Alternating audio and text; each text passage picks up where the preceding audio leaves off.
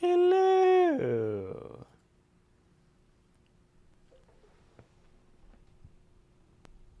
Yeah. And while we're at it, oh, how did the controller get all the way over here? Yeah. Ah, fantastic.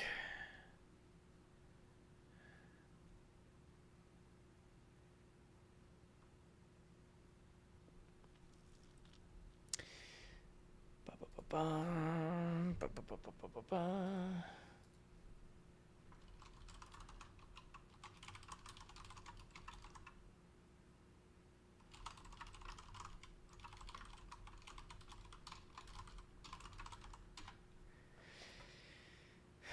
Oh boy. Time to mix with a headache.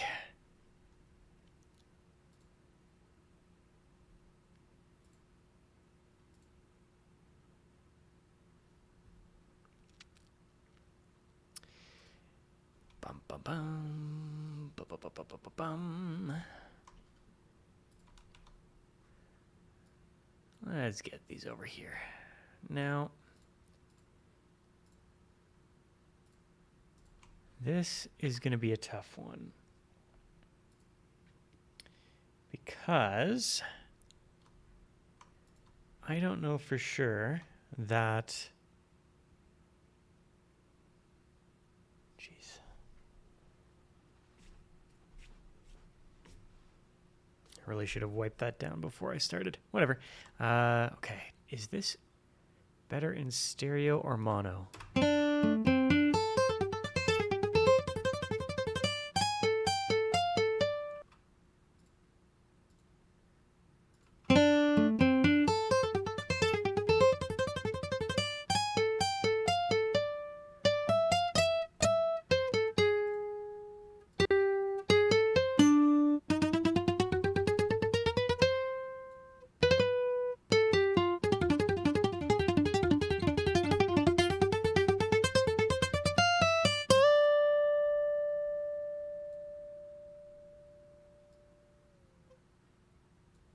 Okay, let's see here.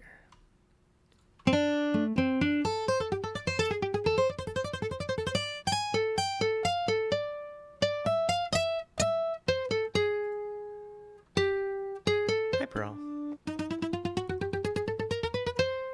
You want up? Come on, baby.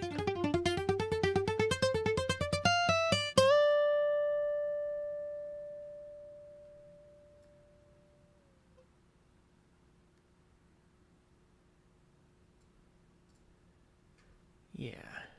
Okay.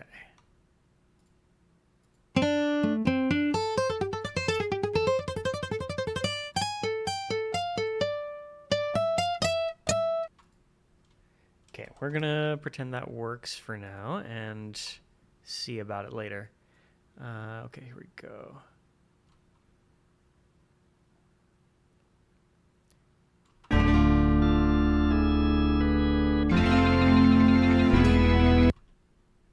Oh, I suppose I should tempo sync the mixing session, hey? Hi, Pearl. Come on. Good girl, yes. There you are, baby.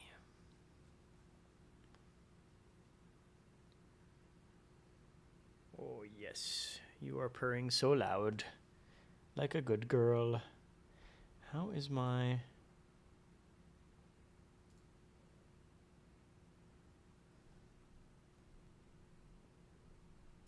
Oh, there we go. Oh, I think so. Ooh. Don't know how my vocal compressor's working so far. Better or worse? Better or worse? Oh. Yeah, maybe I'd better give it some good gain reduction there. Okay.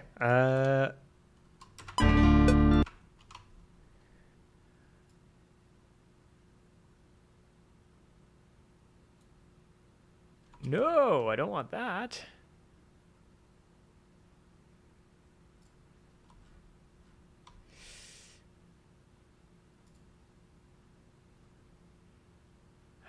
do I...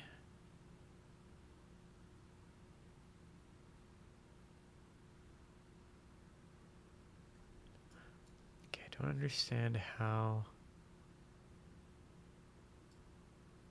No, I don't want it in musical mode. Oh boy. But then how do I tempo sync it after I've imported the tracks? Well, maybe I can...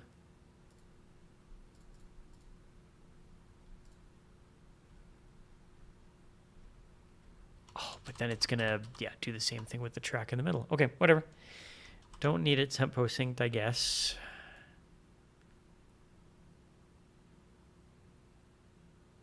Nope, forget that. I am tempo syncing this if it means restarting the whole thing. Let's delete everything. Tempo is at... I'll just set it at 95 and see if that's accurate. Oh, and then it's still in the media pool, so...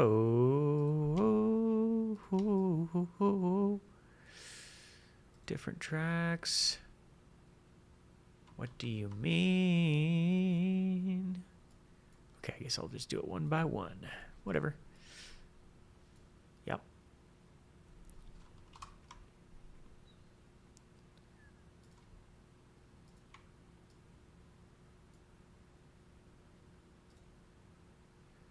Okay, pretty good.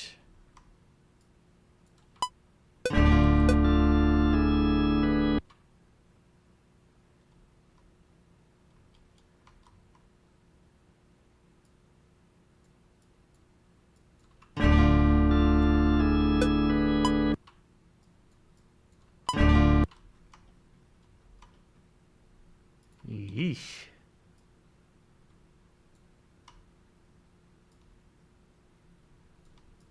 Okay, let's start there.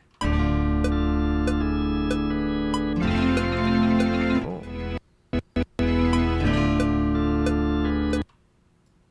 Is it 85 BPM?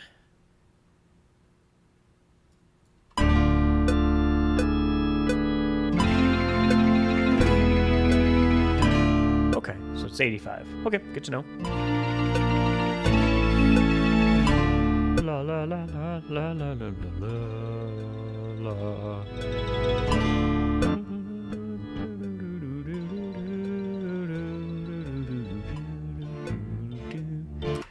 Ah, I love this song. I truly do.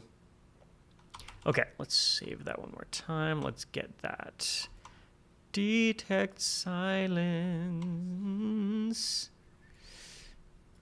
I'll start all the way at the beginning here.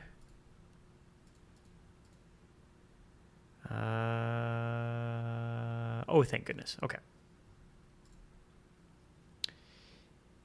Ooh. Bit ugly. Do we have the auto fades? Yes, we do. Okay, good. I have to know now.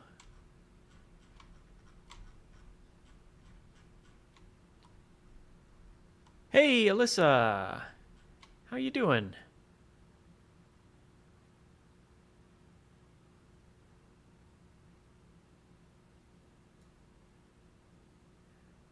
I guess 5 samples is all I need. Sure, whatever. Great, great. Well, I hope you had a good nap. Okay, all this seems good. Yeah.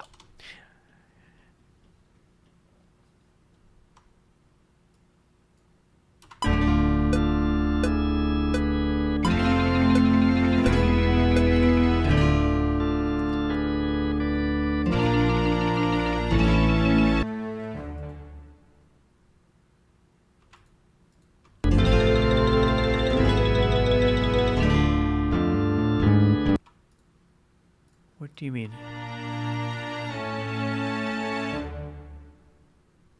Oh, it's just like kind of reverby.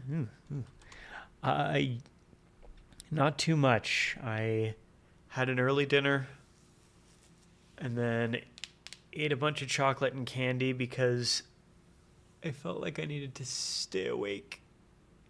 I had a cola just before coming home. God, I've had like just the beginnings of a headache since I left work. So it's just been a little bit iffy. Okay, let's get back on Screen Plus Cam. Yeah. Boy, yeah. How about yourself? And I'm currently mixing, so this is going to be tentatively track 1 on the new album, Crunch Comp Volume 2023, Side A.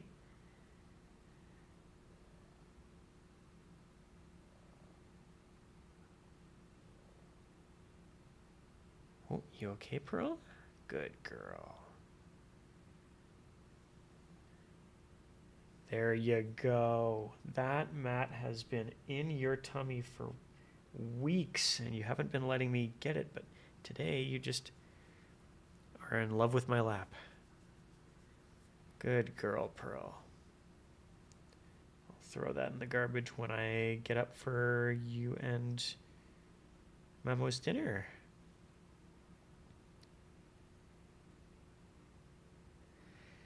How about yourself, Alyssa? What you up to? Oh, good girl, Pearl. You're purring so loud. Like a good girl.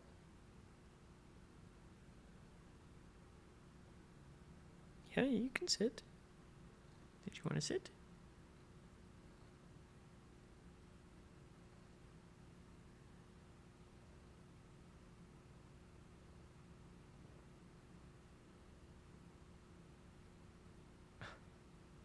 She only wants to sit if she can get cheek rubs.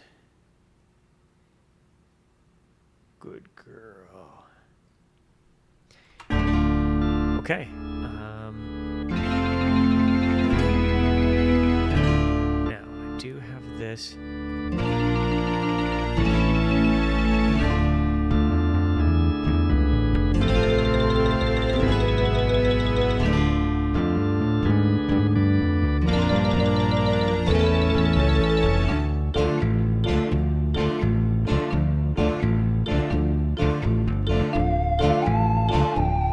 Exam on Thursday. Oof.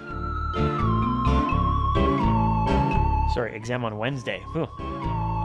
You can tell I've got something going on in my brain.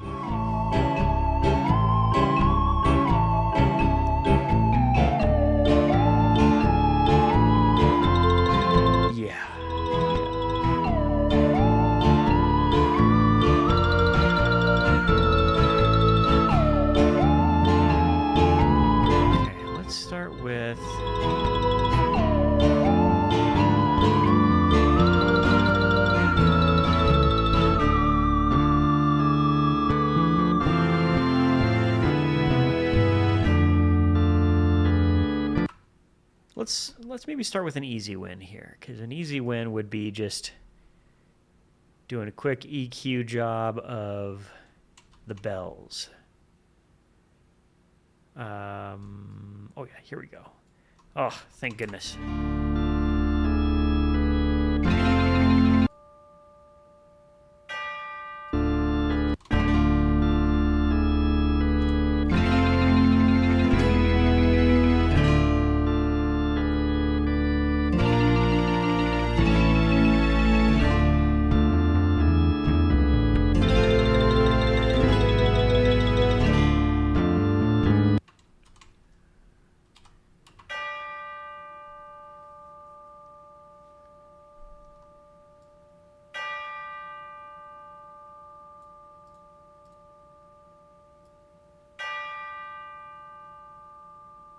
No, it's got to be like 500-ish.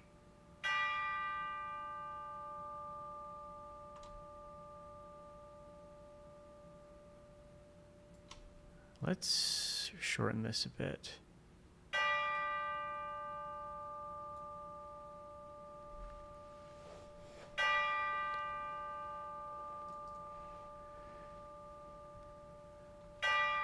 Oh, thank God. Okay, good.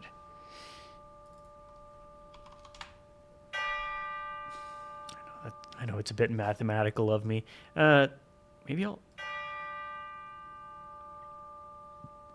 What about 600?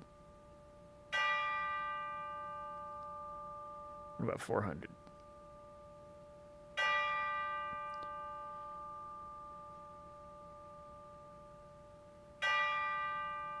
Well, 600 is good, yeah. Okay, good.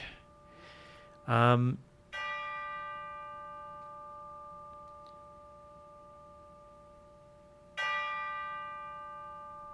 see about 650.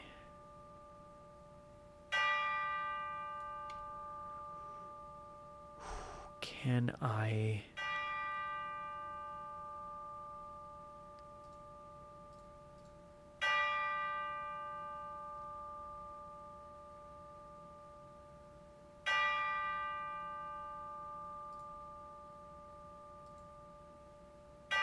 No way.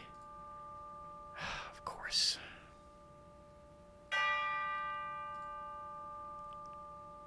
Okay.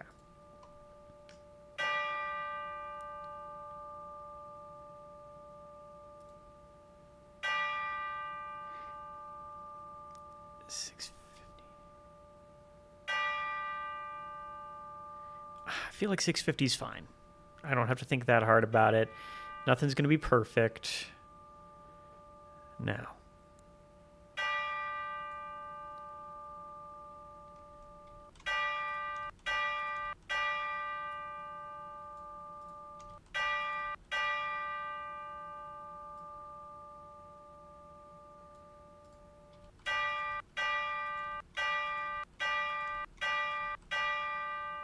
You gotta be kidding me. 10K? I can...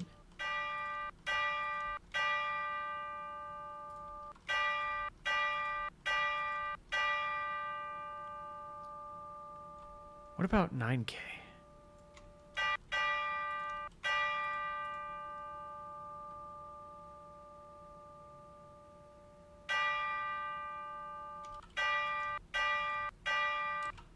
No, I think...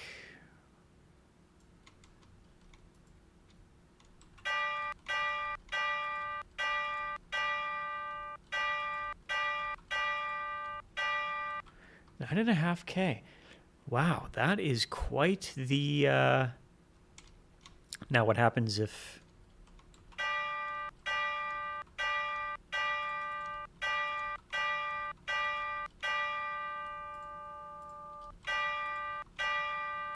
I feel like the 12 dB per octave slope is good.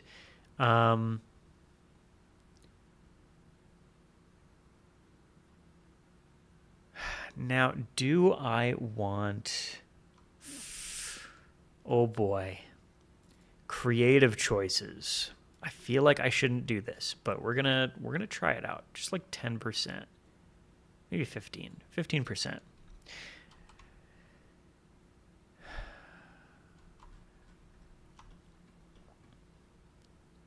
Don't ever let me mix your music because I will continue making creative choices when it's time to make practical ones. I beg you, don't. I'm kidding. I'm always looking for mixing work, but no, it's truly a curse. Okay. How does it sound? I mean, that's not bad.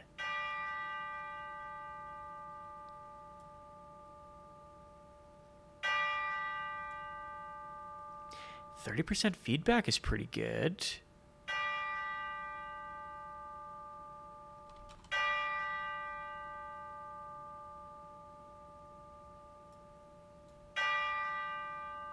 Yeah, and the low filter can go all the way up. This is not bad. What about 20%? Being greedy now. It's kind of got it. Nope. No, not good. What about 15? What if I... Hold on.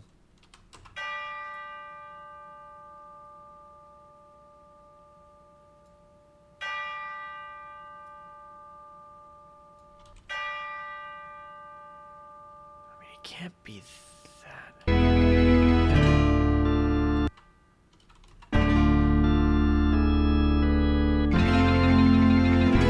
Okay.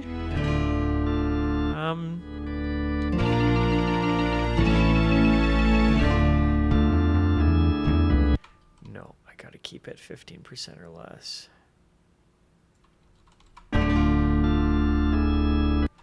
Yeah, that should be fine. It's not the end of the world if it bleeds a little bit in. Oh, I gotta keep in mind that after mastering, the dynamics are gonna be a little bit less open. I'm not too worried about it. Should be fine. Let's get serious about some of this other stuff. Okay, good. EQ.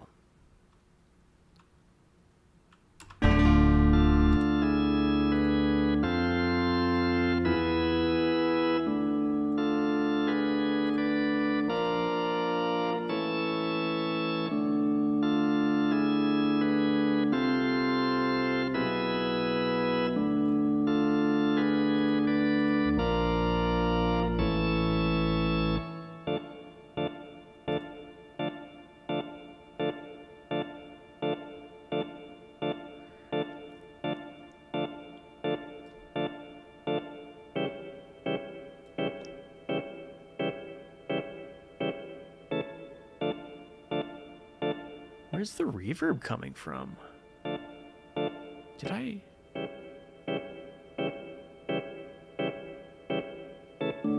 I don't think I had a reverb bus on. Oh no. Okay, well I'll figure that out later. For now, for the mixing portion, there's nothing wrong with that. Oops.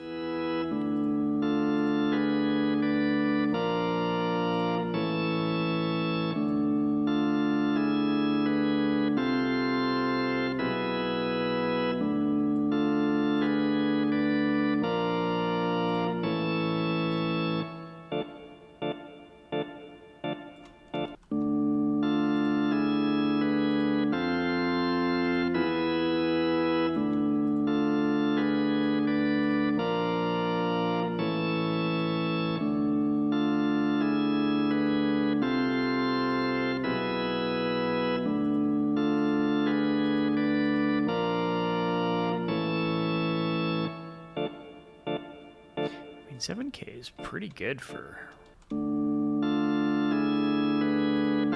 Yeah, that's great. Okay, love it. Yeah, I agree, Alyssa. This week is long.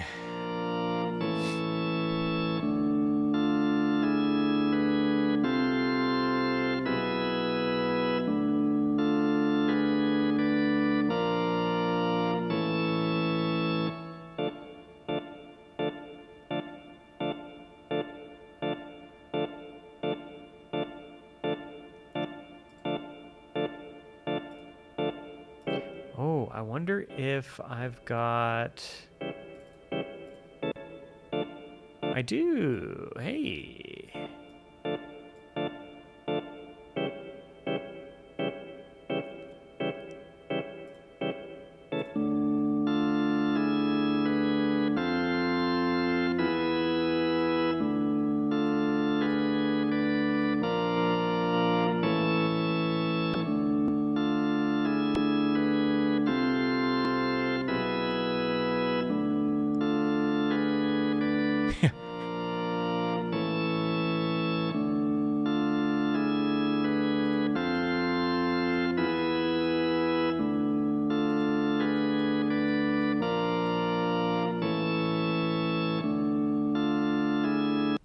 This isn't what I was looking for. Where's my, Huh.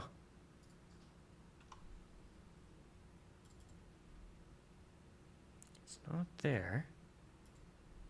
It's definitely not there.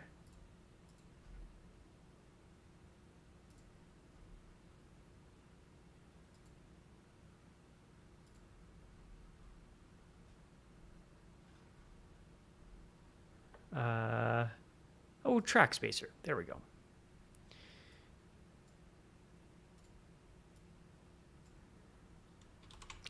Yeah, I'm going to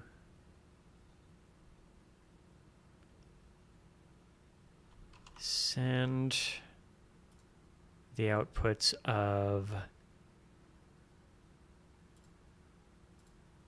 the acoustic guitars to the organ, and then I'm going to let the organ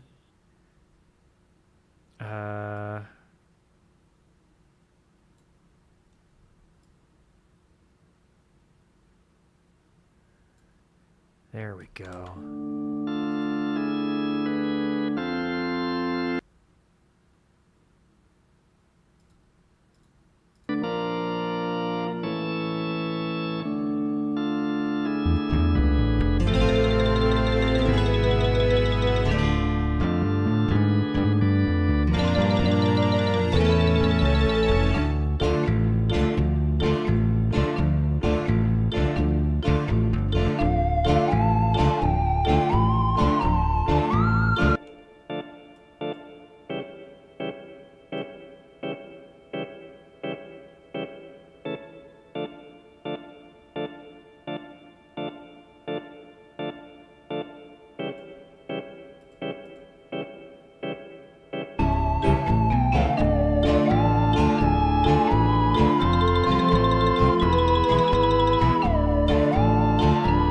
There we go.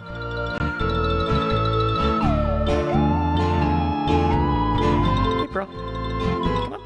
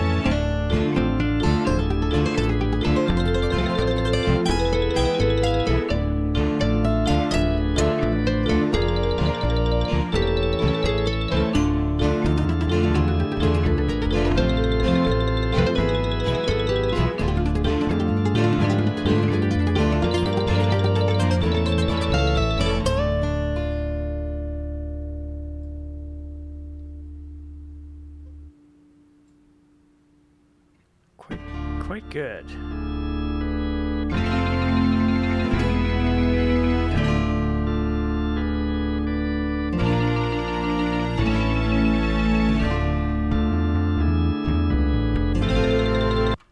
That plugin is so useful. Okay, great. I'll let it do. Yeah, that's not bad.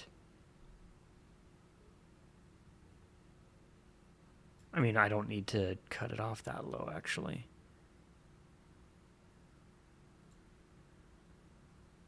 I'll just, yeah. Should be good. Next up, we want to...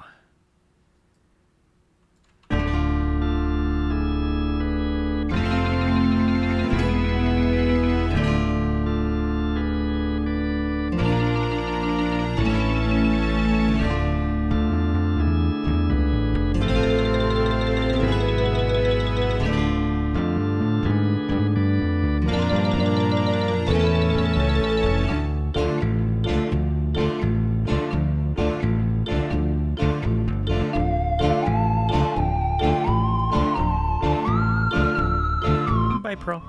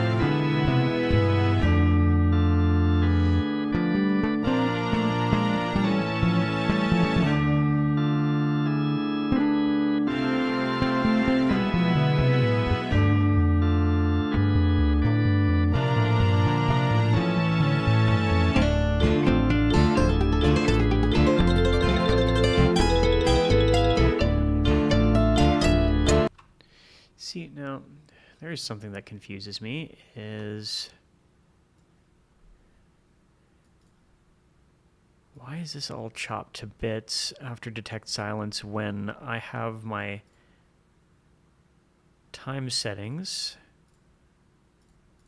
the sensitivity, in such a way that it should be only closed if it can close for a minimum amount of time. Crazy. Yeah, we still got the fade there. Great. That works. Next up, this one.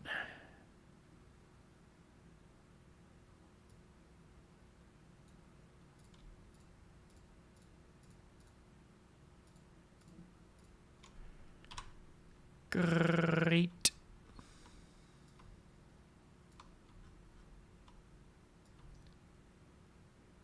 Yeah. The bass can stay like that because during the solo there's a little bit of there's a couple of rest periods. The strings, that makes sense too. I don't know what this is about. I don't know where 12 out 2 came from, but I'll just remove it.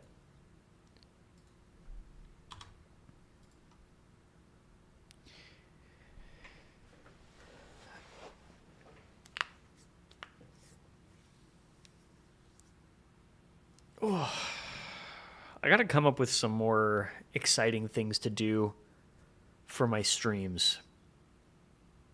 Because for me, this is like this kind of work is exciting, but I know for a fact that this is boring as hell to watch and listen to. So if you got any ideas, I'd love to hear them, because it's just, I've been on some streams. Like I just went on Chimp Spanner's stream yesterday. He and I go way back. And he's got a music stream. Of course, his stuff is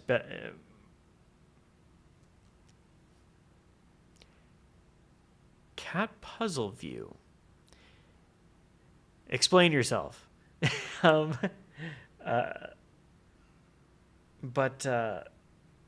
Yeah, Chimp Spanner, he had his stream. His stuff is much better produced than mine is, like already, like before even starting to stream his music process.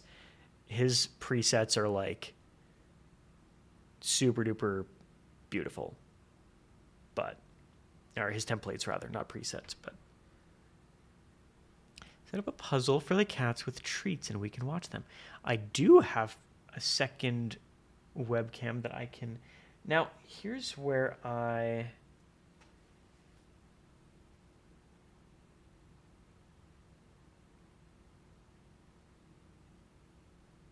Okay.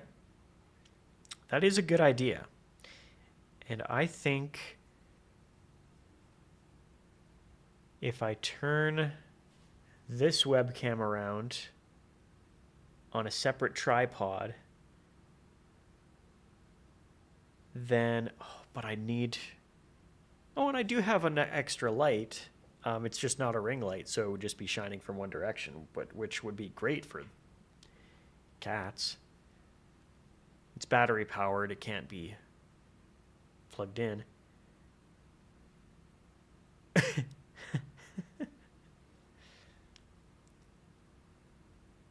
I think I'll look into some puzzles. I'll look into some treat puzzles. And yeah.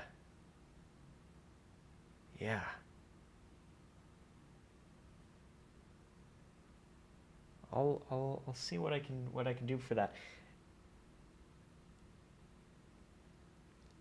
Oh, for sure. Yeah, like I can get that kind of stuff going. It's just a matter of getting Pearl and Memo interested in using the same one, because if I make multiple, they will still go in on the same one and then fight each other about it. And I don't know how badly people on YouTube and Twitch want to watch my cats violently mangle each other.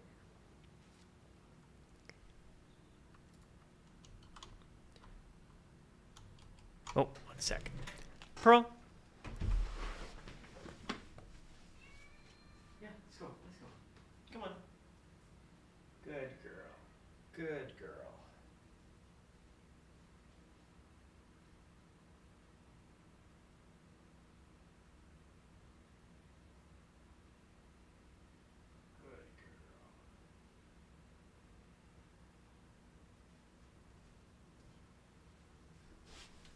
Oh, sorry about that.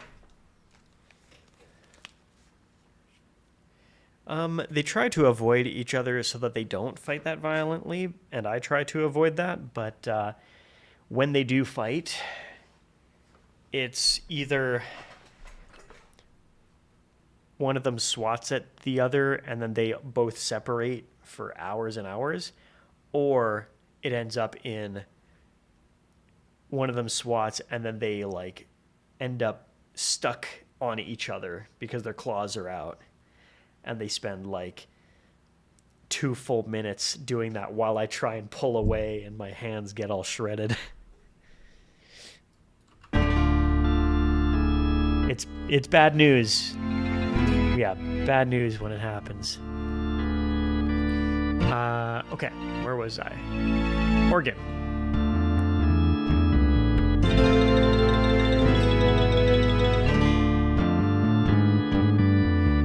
Yeah, you wouldn't believe, like, when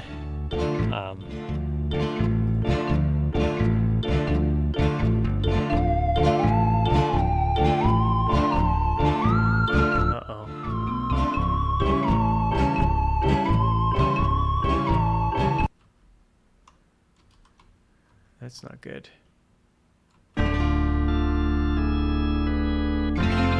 Okay, so it seems like it's in time there, but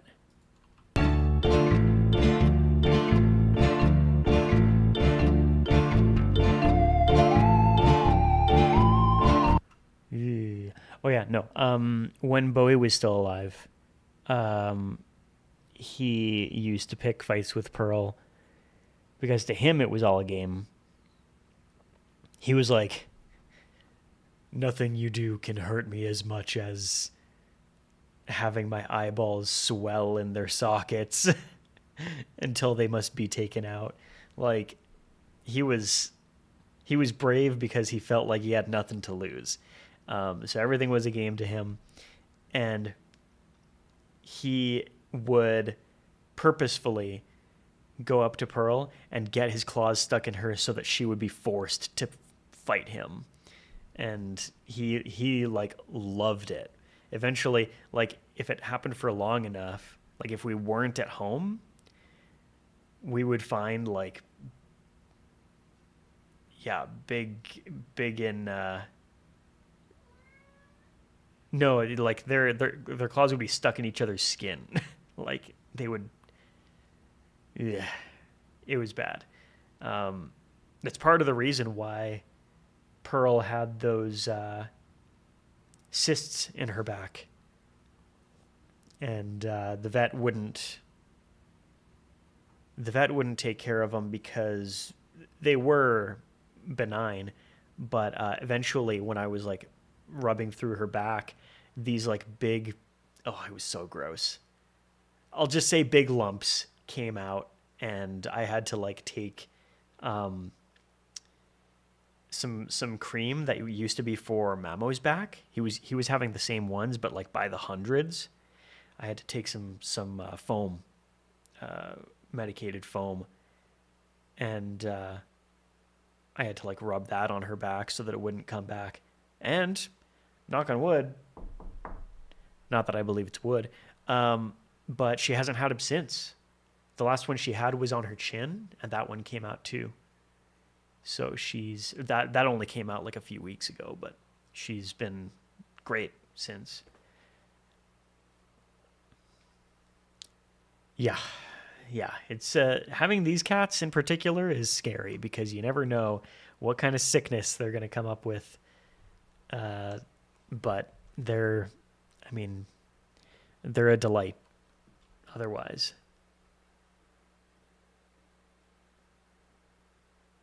Pearl is on top of my Mega Man figure box. Do you think I should set up my stream eventually to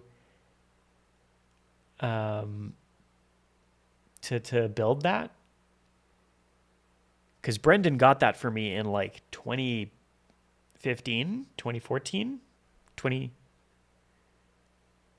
might have been. It was for Christmas, so it would have been 2015 or earlier. But yeah, I think, you know, yeah, set up stream to watch a Mega Man build, and then I can build that. And oh, I forgot. When I was at GameStop this past weekend, I was gonna see how much they had some open box display cases that were on sale compared to the new in box ones, which are like $110 or some crazy garbage. They're just clear acrylic. Like I could build that, but I forgot to mention it to the guy at the desk. I wanted to ask if they still had those. Because if so, I was going to get a little. I was going to set up a little shelf with some of the lumber that I've still got in my room, and and just set it back here, and then just have the display case up here for all my figures. Because I don't have like an organized figure stand or case or anything like that. I do have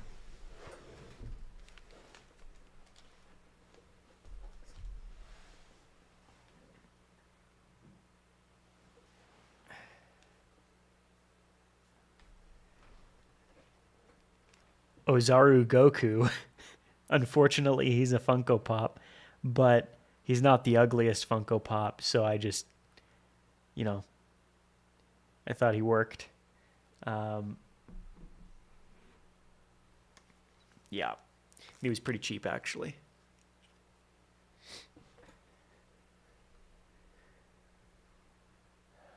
I wonder if I still have any of my other ones. Oh, I do still have like my Spider-Man ones, my Venom and Carnage ones.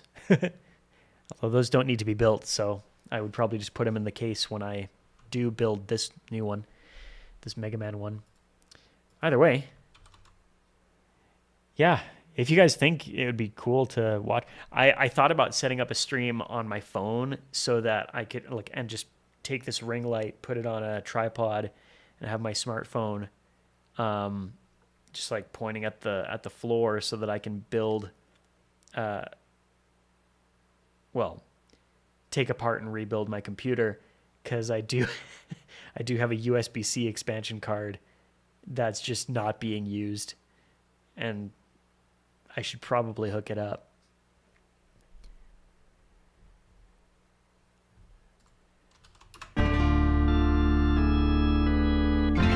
Okay. Organ.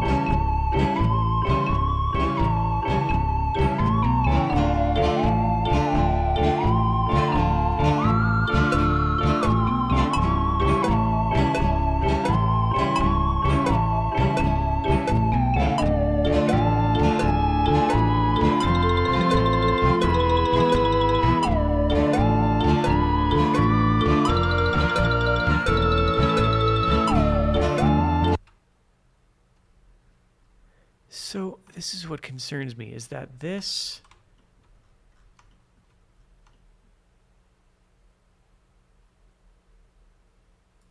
Like, seriously, this is way out of time. But just enough that I notice. So, hold up. Okay.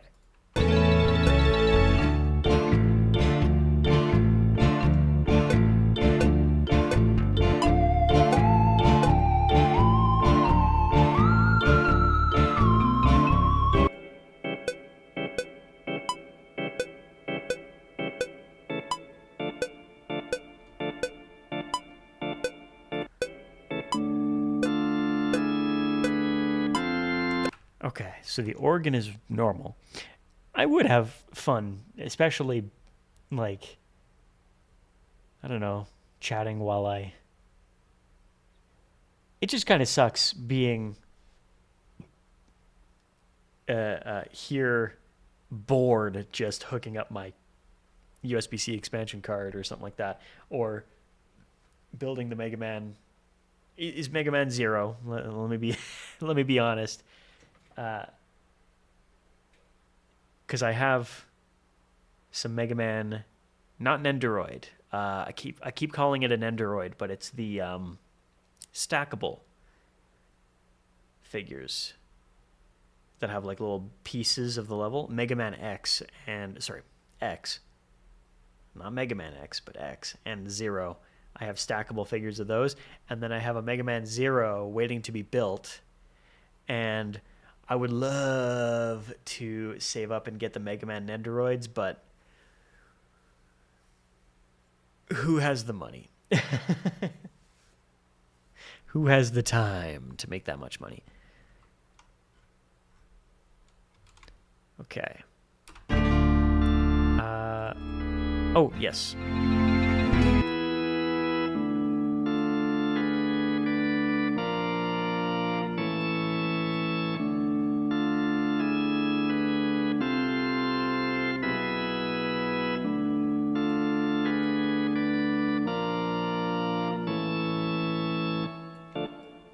There we go. So Alyssa, you mentioned, yeah, because I barely know what you're doing most of the time. Would it? I guess I should be commentating on what I'm doing and why for mixing and stuff. So if you're listening on headphones, then you might start to hear some differences in the before and afters. That's okay. The video on demand. I'm a friggin' boomer. The VOD will show, like, will be up on Twitch and YouTube. Doesn't even matter. But let me show you exactly, like, before, after.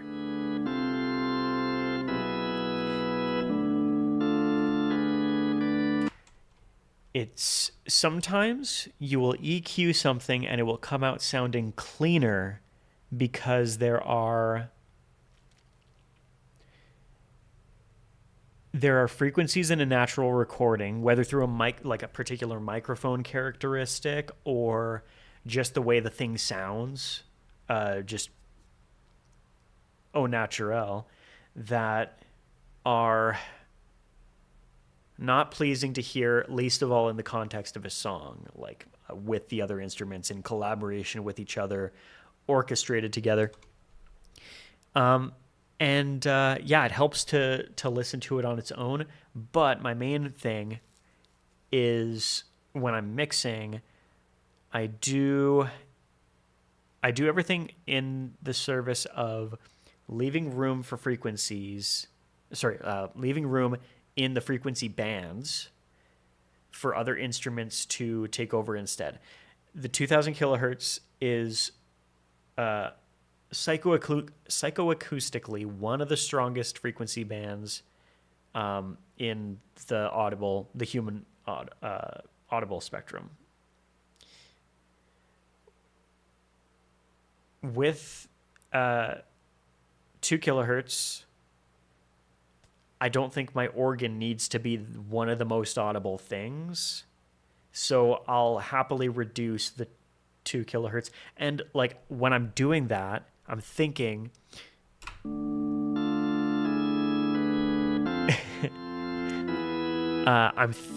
about, am I just taking it out so that other things can be in, or is there a frequency around there that's actually kind of harsh in this instrument as well? Because if I'm just like, hey, 2 kilohertz really is really good for lead instruments and that kind of thing, that's fine, but you might end up with a sound that's not pleasing unless you actually sweep around for like, oh, it was 2200 kilohertz, sorry, 2200 hertz, 2.2 kilohertz. That was kind of harsh in much of the pitch of the organ. Of course, I made this organ patch myself, so I have no one to blame but myself, but it's like I created it using the drawbars and all that stuff, so it's my own fault that the harmonics are all out of balance and stuff. But you can fix that with EQ. Equalization is truly music science, and it's a lot of fun once you get a grasp of it. One of the most popular examples of how EQ can be used creatively is, a kick drum. When you hear it in like a space, it just sounds like boom, boom, boom, boom. But you can use EQ to turn it into like a clicky, like a metal style drum. That was a creative choice. Somebody decided that they wanted their kick drum to sound like that, and then people thought it sounded amazing.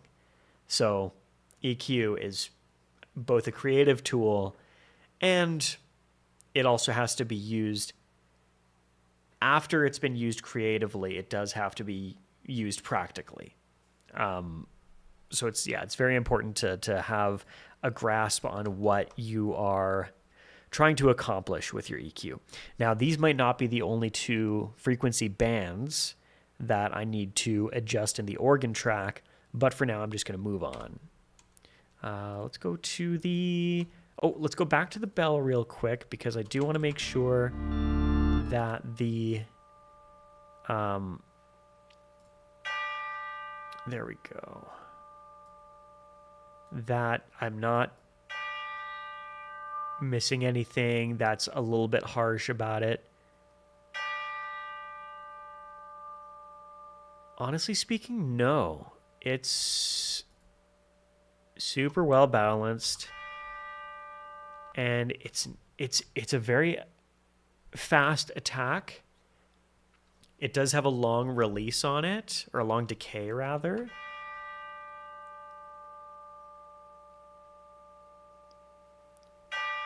Maybe that's something I should do, is let me just take a look here.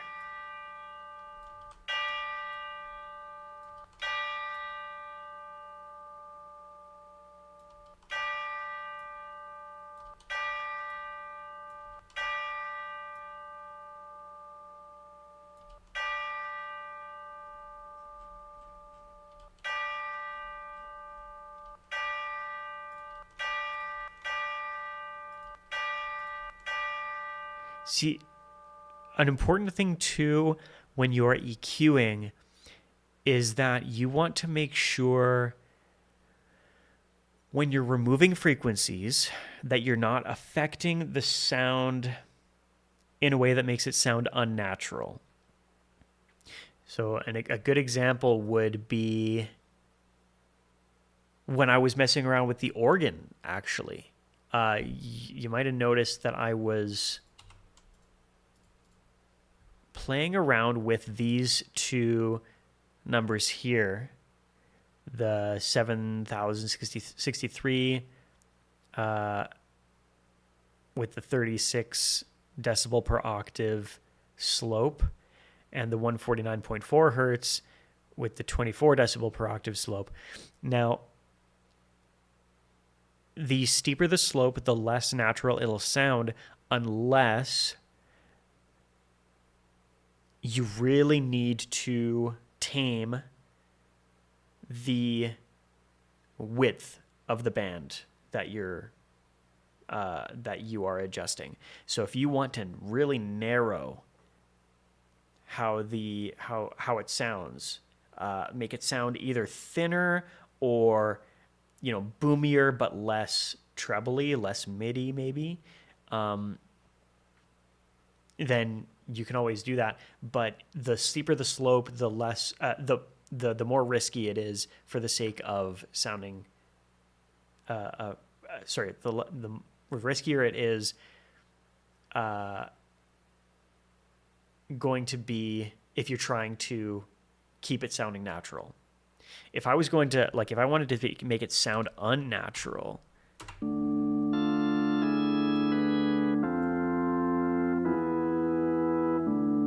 like that doesn't sound like an organ anymore. But oh my God, there's literally an undo button. Why am I?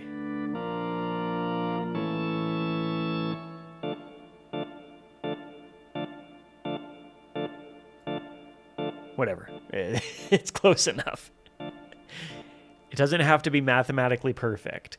It's just, it's something for your ears to decide, not for the numbers to decide. And ultimately, using a combination of them at your discretion is the goal of the mixing engineer. Well, it's a means to an end, I guess.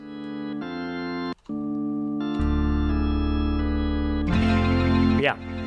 So you'll hear me A and B some of these things repeatedly, like disabling the EQ.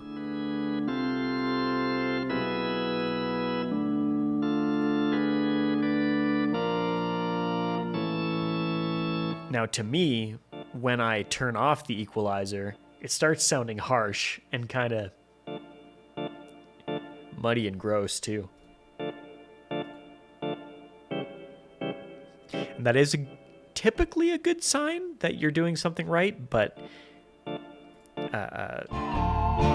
sometimes the best thing to do also is to take a break, either for an hour while you listen to other music or like watch a movie or something like that, or just talk with somebody, and then come back to it.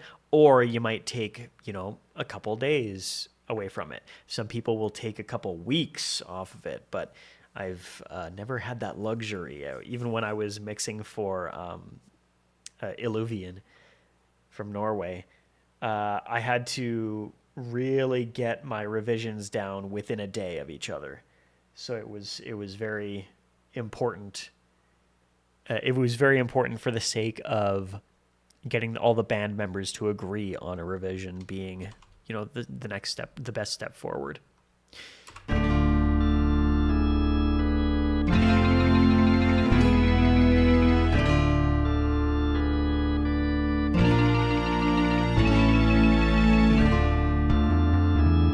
But now, here's a tough part.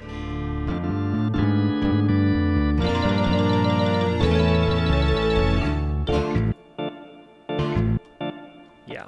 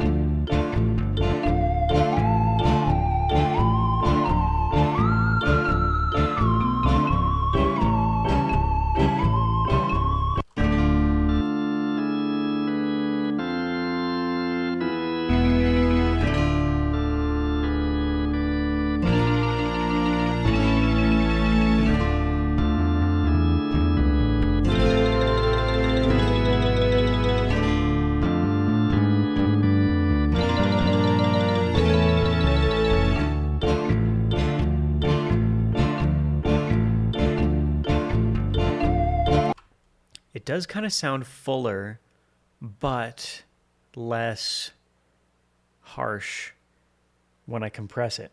And compression is another thing. I mean, I'm kind of overdoing it with this compressor because an organ is a very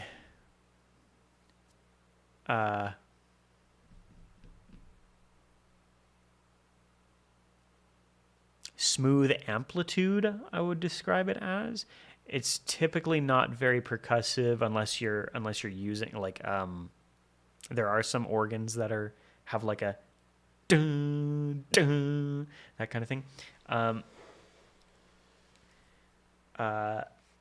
But in cases like this, it is pure raw drawbar sound, just the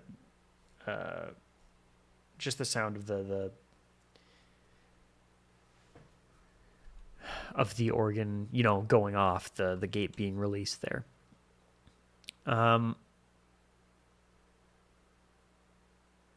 Yeah, with the compressor, I wouldn't normally use it on an instrument with a fairly consistent amplitude, but there is something to be said that the dynamics of a sound, like there are sounds down here that you can't typically hear when the sounds up here are this high. But when you compress these sounds and then you bring the whole thing up, the whole thing sounds a bit more full, like the body of the sound gets brought up to match the amplitude of the total track. Yeah. Compressors are also important to understand because the attack time of it and the release time of it, and some of them the hold time as well. There's some with an attack, a hold, and a release. It's very important to know how long you want it to take for the amplitude to reduce by the ratio you set, and and how long you want it to take before it reaches its original volume again. So like after it has sort of squashed the signal, once it detects that the signal is no longer at the level where it was instructed to start working, then it's just like, oh yeah, like the compressor lets off again.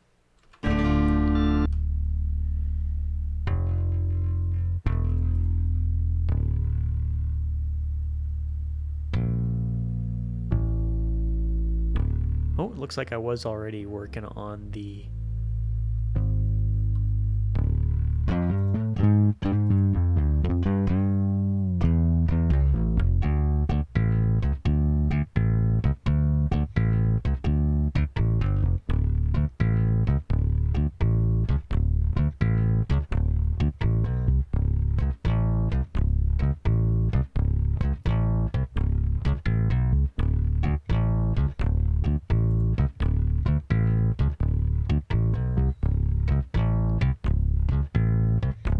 necessarily want to roll off all of the sub-bass frequencies on this because there is nothing else in this track that needs that space.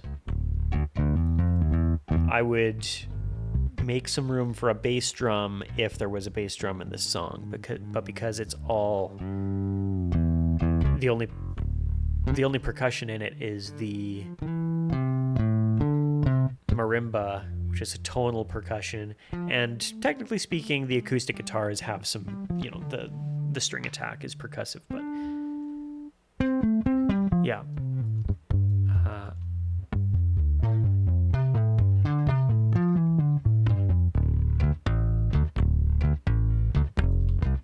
I'll roll off a bit.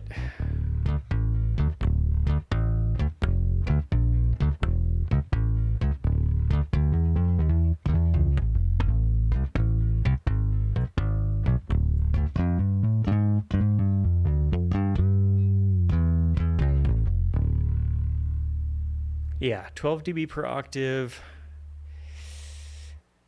I mean, there's not too much point actually in me rolling off.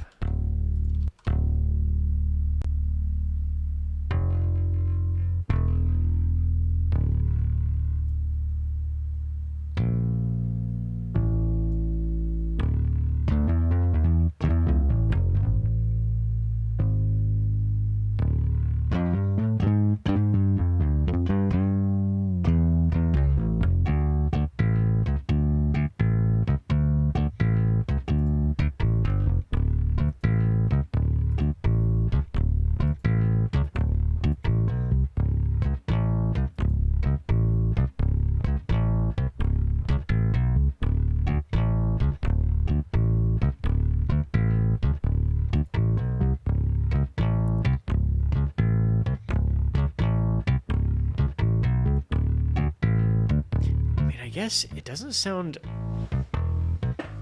bad when I roll off at 65, though. As long as I keep it at a pretty smooth... I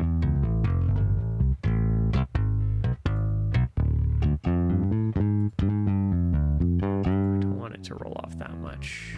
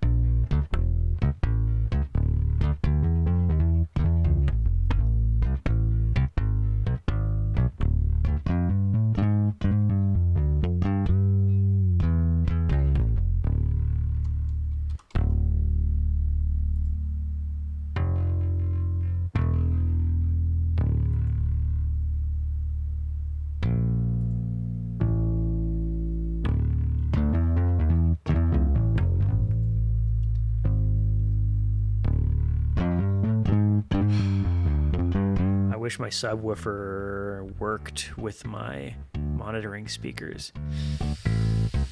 I'll have to compare it on my... I'll leave it at 80 for now, but I'll keep it disabled until I can test it on my speakers.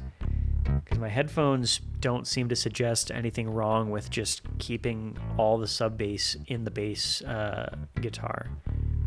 However, that gives us lots of room to work on the highs.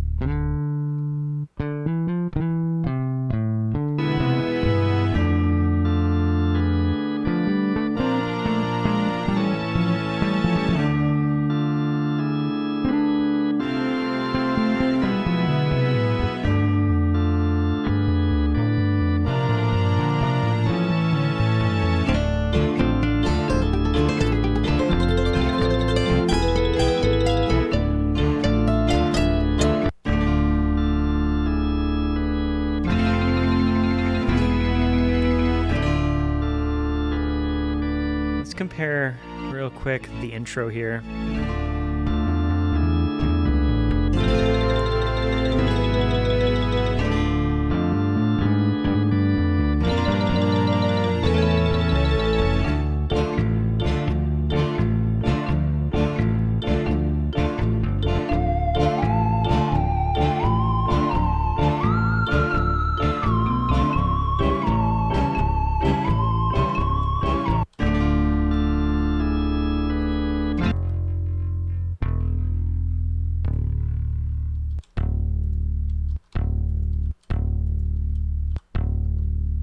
Okay, 5K. That's not bad. Real quick, I have to medicate memo and feed memo in Perl. I will be right back. In the meantime, let's just listen to the way it sounds on loop. I shouldn't be longer than 1 or 2 loops, okay?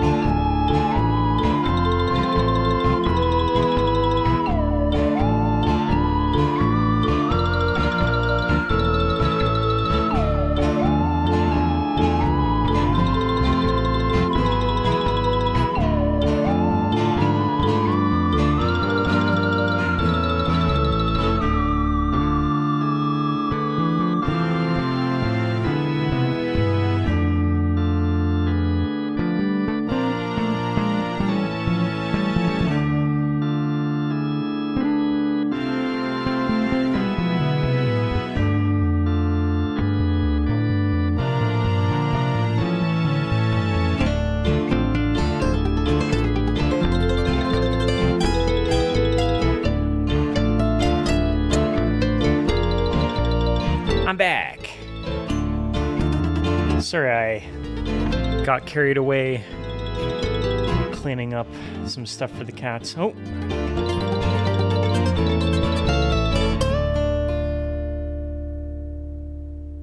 There we go.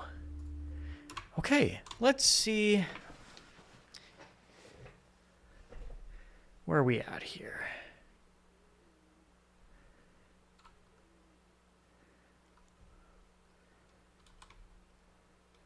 Okay, we were on the base. Okay.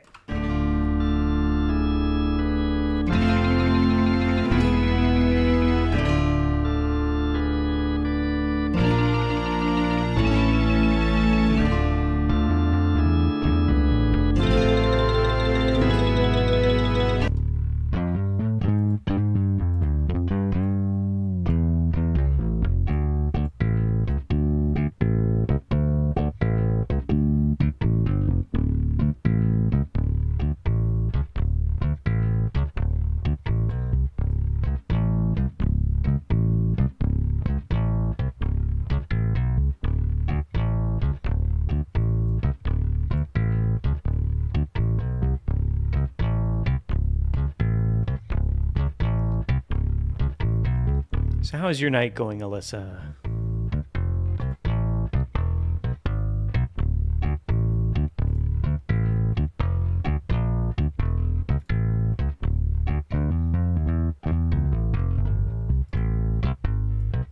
Good. Mine too.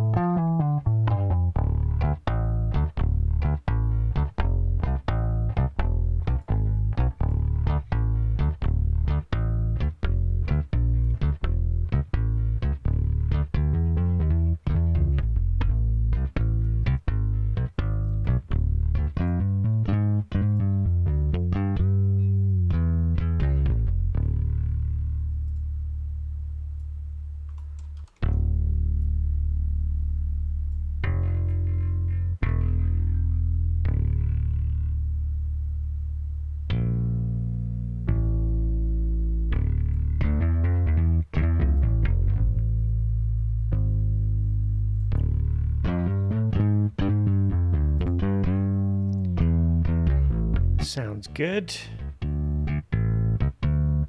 Yeah.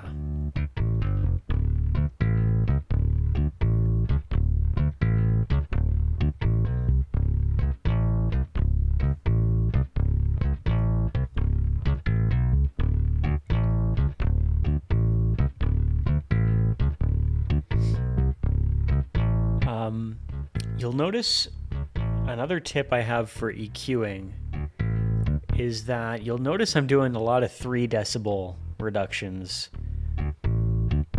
And usually I'll try and do 3 or less, unless it's like egregiously loud, the problem frequencies, or maybe I have to leave a lot of room for something else and like permanently leave a gap in the frequency band. But there's such a thing as the 1 decibel rule, I want to say. There's a 1 decibel rule and a 3 decibel rule. No. There's a 1, a 2, and a 3 decibel rule, and it's basically I follow the 1 decibel rule, which is you go in increments of 1 decibel, and when you stop being able to hear the difference, sometimes you've gone too far. And if you hear the difference too much, you've gone too far in the other direction. So 1 decibel at a time will help you sort of make sure you avoid that. In cases where you're just sort of notch cutting, it's not too bad to go in like 3 decibels at a time and then just like scale back by 1 to 2 decibels at a time. And that's why a lot of the time if I can immediately hear sweeping around that there's like a little bit of a problem in this area, then I'll just duck it down by 3. And if it doesn't sound too unnatural to my ears compared to how it was before, then then I'll just leave it at the 3 decibels. And it's a pretty reasonable rule to have. With that in mind, I will leave the bass alone now. Oops, don't need that. I do need that. There we go.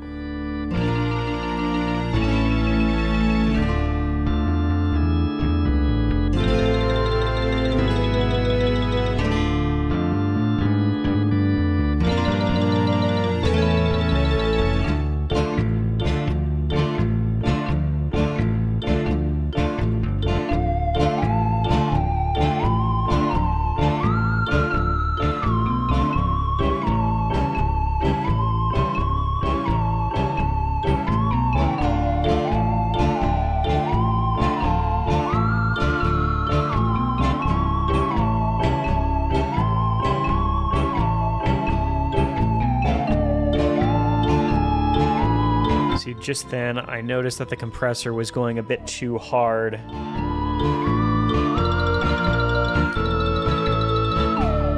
Is my voice sitting decently above the music, by the way? I want to make sure that I'm not getting drowned out. Let me repeat that just in case. That my voice isn't getting drowned out by the music. It's normal? Okay. As long as I'm not getting drowned out by the music. But yes, the compressor, yeah. When you start to notice that the compressor is working overtime, kind of like squishing and smashing down the sound and making it sound unnatural, then you can dial back the ratio. Will be one of the fastest ways to notice a difference. Sometimes the threshold, bringing the threshold up a bit. But yeah.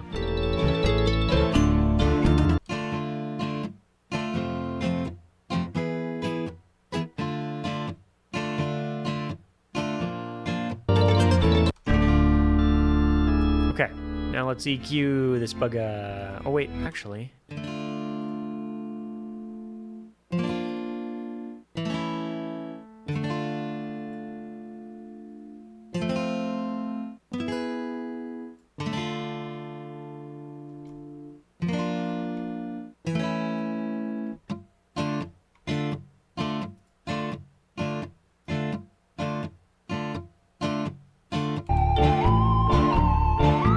Okay, now it's time to EQ.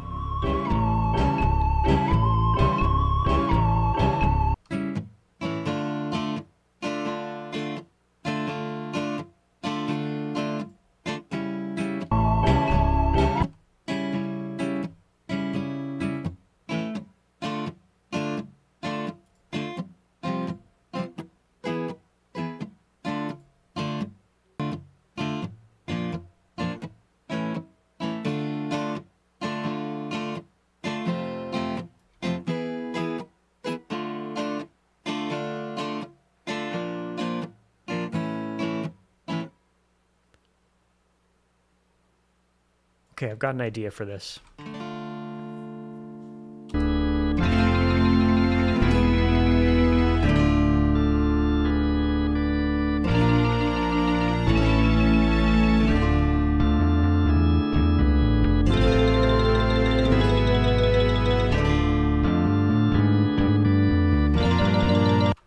Okay, we're going to use our trusty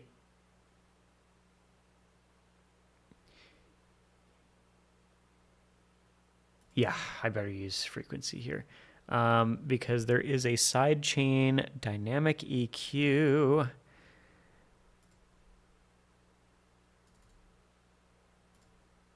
Enable the dynamics. Sidechain 1. Activate sidechains. And the bass is going to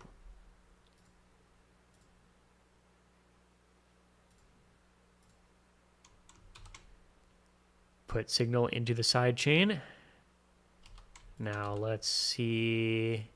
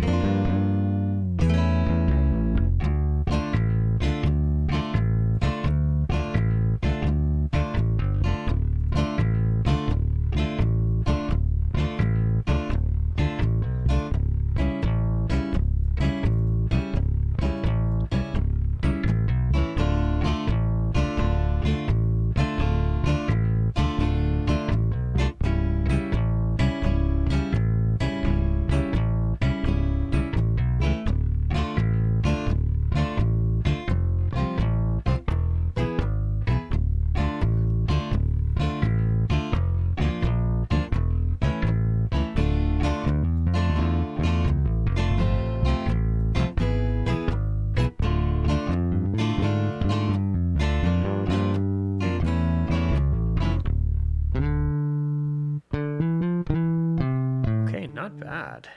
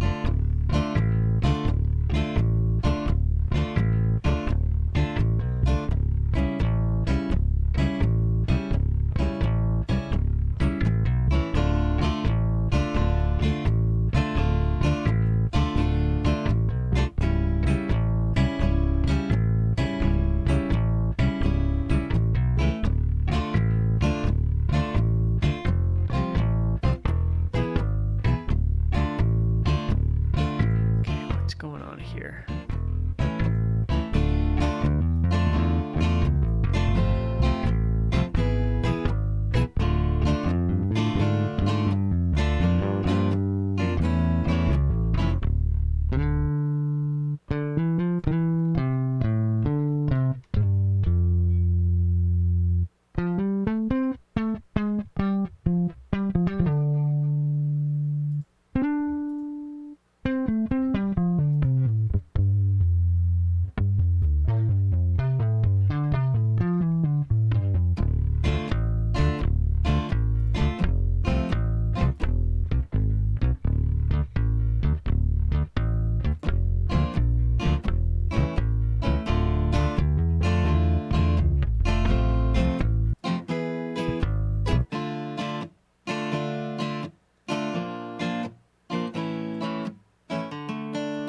That's what I thought. Okay, so I've got it set to not activate until...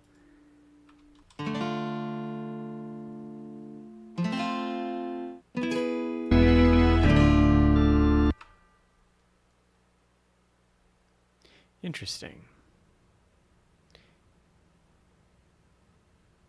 Oh well. Yeah, what I'm doing here is a dynamic EQ move, which requires a lot less work than actually dialing in a dynamic EQ. And it's responsive, which is awesome. It's actually like taking an input from the bass guitar. So when the bass guitar is playing, at least the way that I set it up should be working this way. Then the acoustic guitar ducks down only in those frequencies, and I've set the timed attack and release and the ratio in such a way that it goes down pretty strongly. I should be. There we go. And then comes back up. So it's only when those frequencies are already in use, the acoustic guitar is not outputting those frequencies. And because of that, your ears typically, if you do it well, if you're actually like putting into practice all of the sound theory, which sometimes I forget to do, so I like it's a lot of numbers and trial and error. Then yeah, if you don't mess up, then it should be very seamless. Your ears will feel like the gaps are all filled in. There's nothing unnatural going on, and yeah, it should be very very seamless.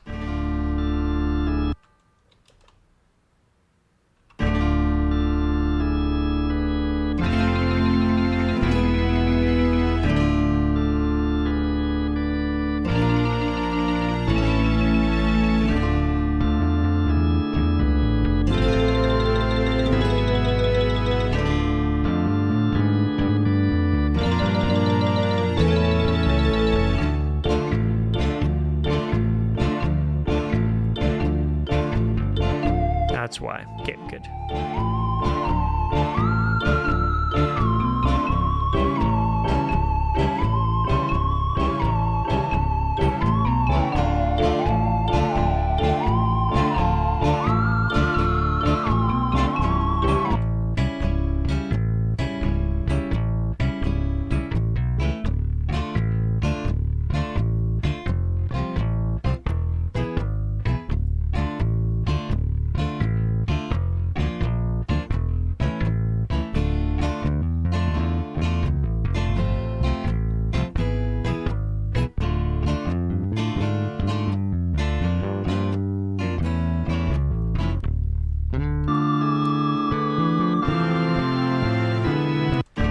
Here's an interesting one.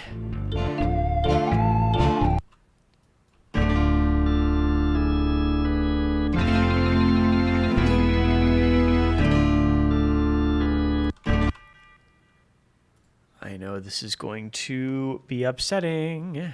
Okay, let's do dynamics, sidechain. We're going to set it to sidechain 2. Now marimba. Maybe I'll mess around with the marimba first before I sidechain it.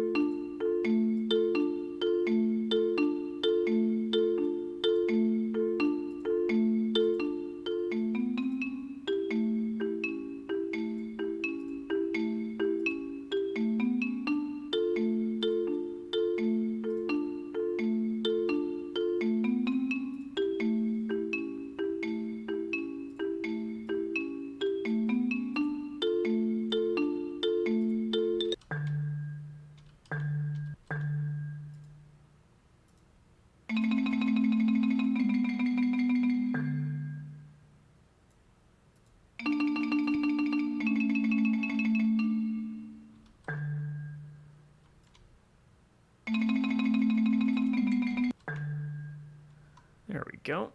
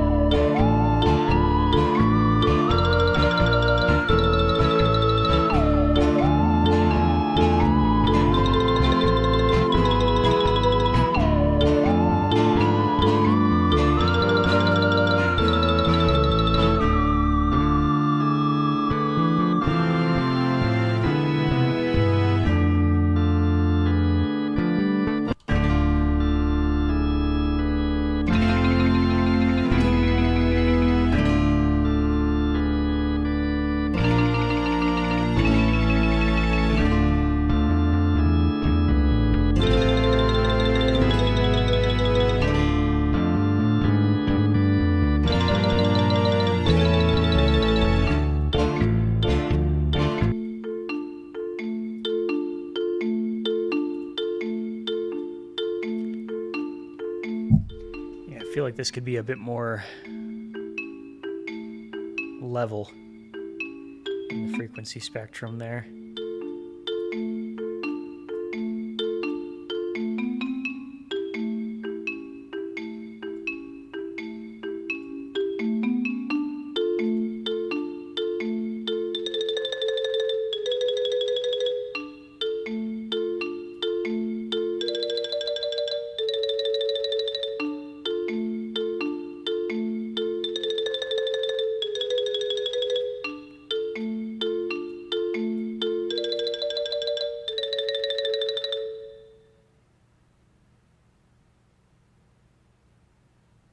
Yeah, there we go. An example of the 2K really messing with the ear.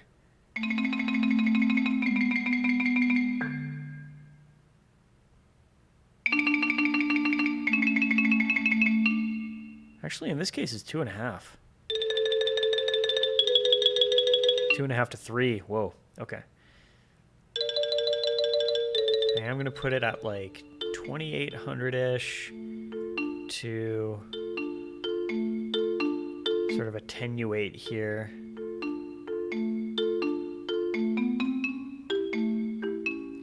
I'm not going to do too much because I do want, I don't want it like too diminished compared to the, actually maybe I'll only do 1.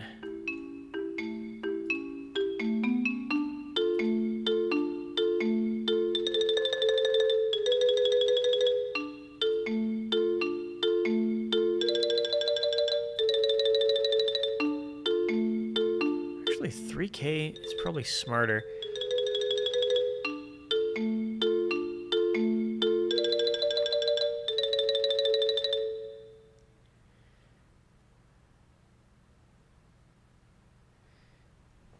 Okay, let's see.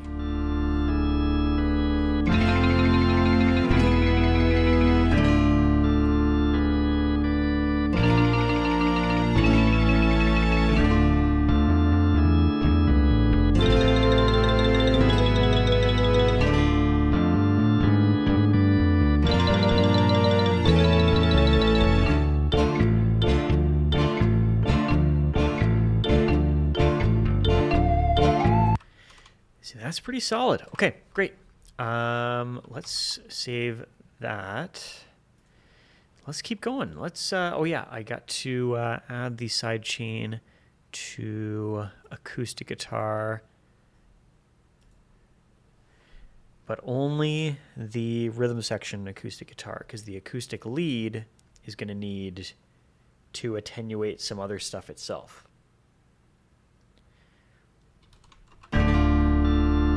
Okay, where are we at here?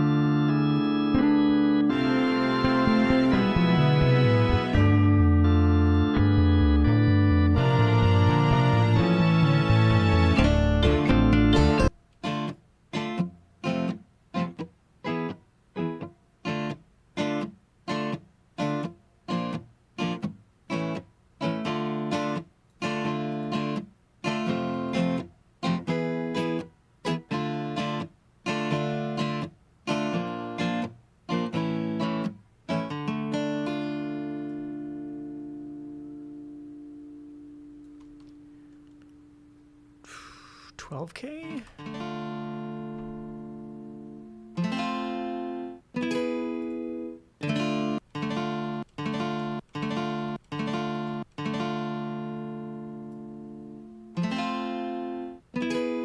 What about 10.5? What about 10?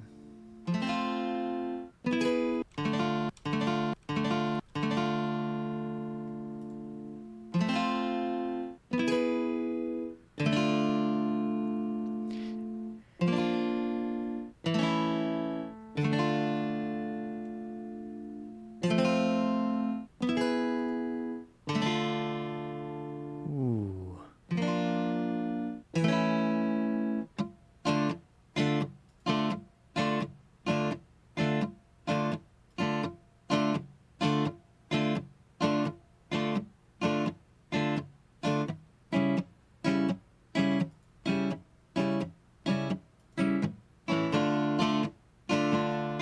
Yeah, I'm going back up to 12.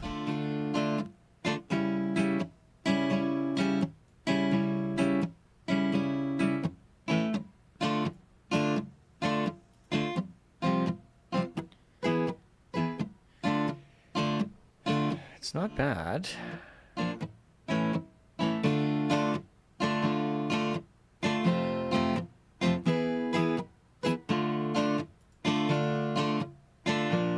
There is a little bit of air missing, the clickiness of the pick on the strings. It's not that I would miss it, it's that I'm a bit concerned it might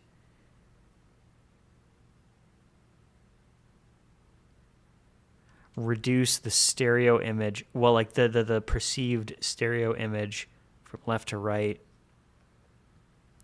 It might make it a bit more dull. But we can try it out for a bit, and then I can always just like remove the high cut.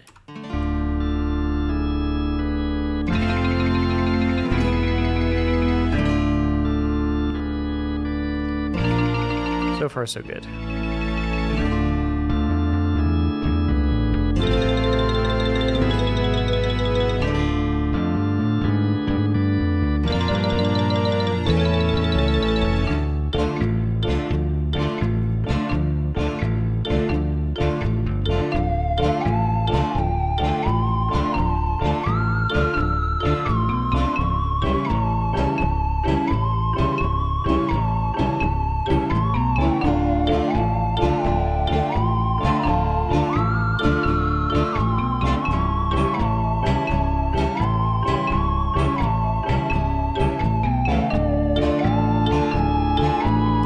Hold up, who's got 300 hertz? You got a bit of, a little bit of 300, not all that much. What about you? Oh yeah, you got some 300. So bass and organ.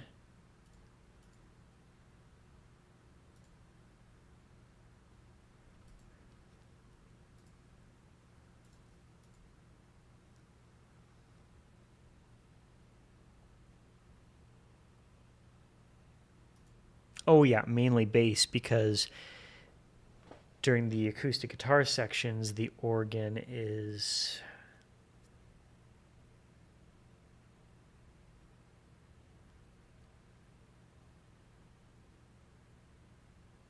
ducking out that 300K, sorry, 300 hertz, not K.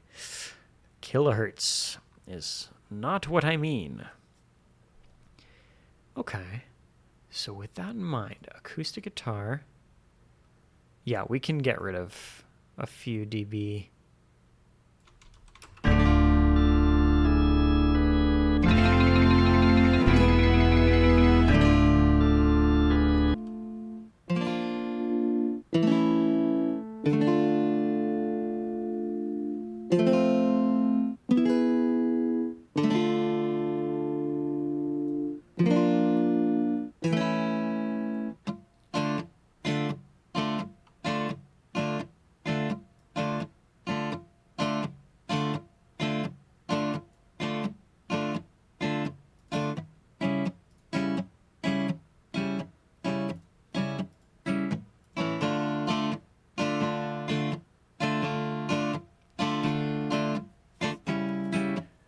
Another thing people do during mixing that some other people do during mastering is adjusting the high end and the low end. So like when you record something with like a microphone or like a DI or anything like that, it gets just the signal that's native to that microphone or that is delivered raw via that cable. And sometimes it's like, your ear expects that instrument to be, to have some higher frequency content, some treble to it, or some high treble, as the case may be. And so sometimes you'll tilt EQ, or sometimes you'll ramp up a high shelf a few decibels to give it that brightness, sometimes airiness. Like people's vocals, when you record with certain microphones, they come out really dead. So then sometimes people will just use a high shelf to like amp it up by like 12 decibels in like the airy, like 12 kilohertz, 14 kilohertz, 16 kilohertz region, and get it sounding like that. Sarah McLachlan actually was a good example of that. And I loved her vocal tracks, my goodness. Devin Townsend, also. Very popular, airy sort of recording, or not recordings, but vocal tracks. I should be thinking of that, but when I did Crunch Comp Volume 2023, I mostly did it in the master, so that everything would come up in high treble or treble all at once instead of being having to go all the way back to the mixing phase and like, oh, this gets up 2 decibels and this guy goes up 3, and like being pickier and pickier with what treble content what channels get.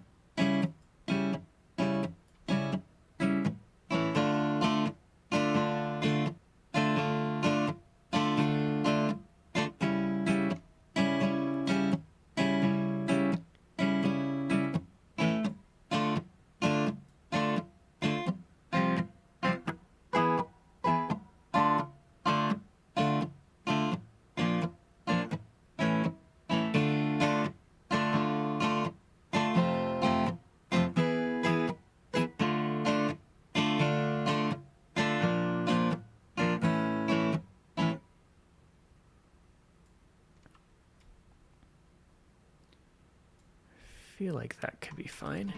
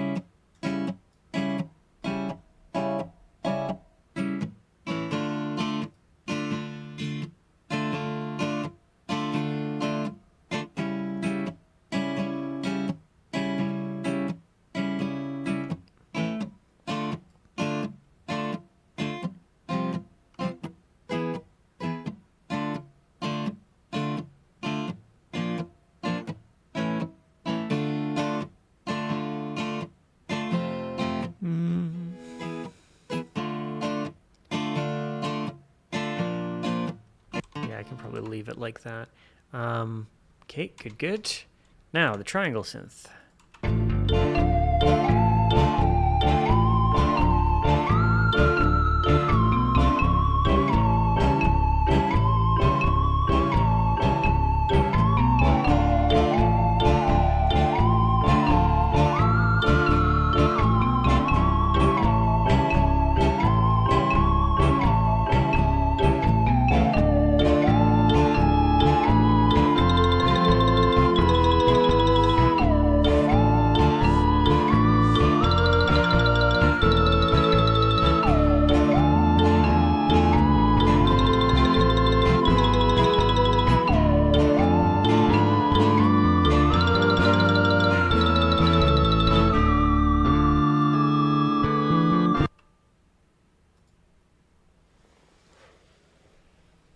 Okay.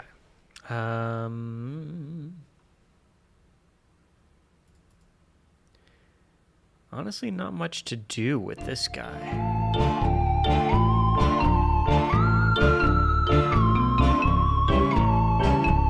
It's very much just pitch and the reverb, or the echo, the delay, and the reverb is itself also just pitch. So there's nothing really.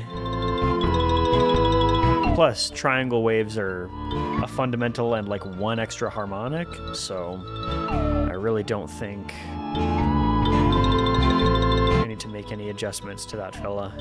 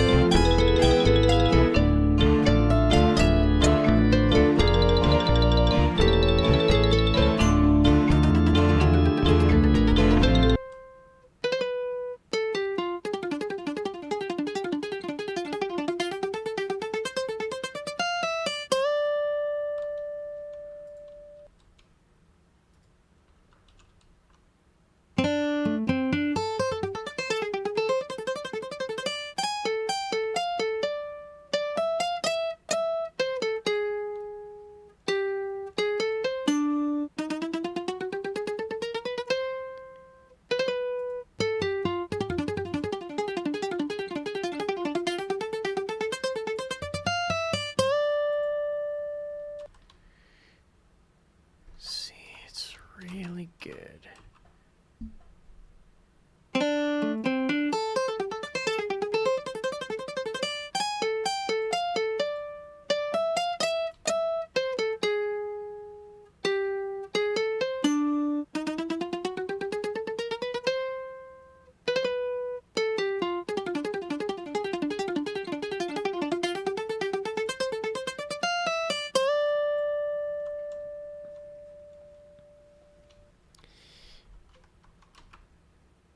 Okay.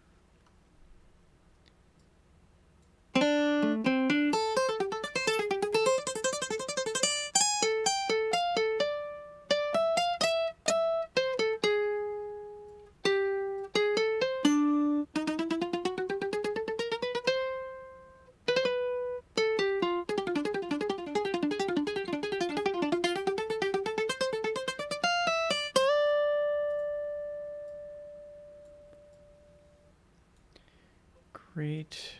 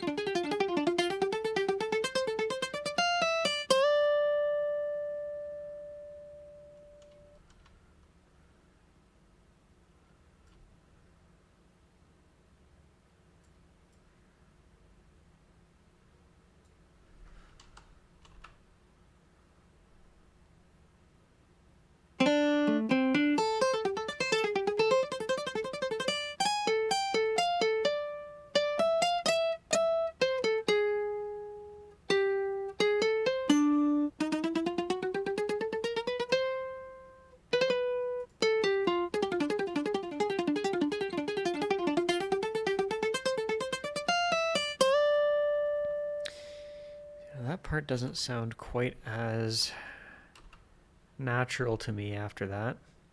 So maybe what I'll do is...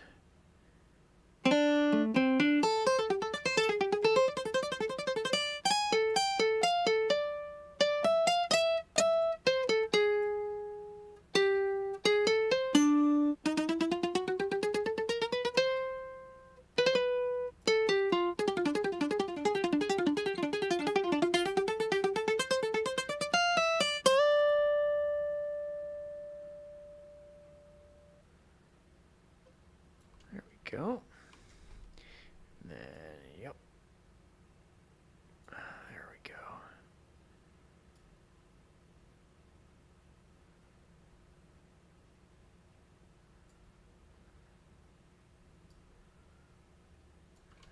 There we go. And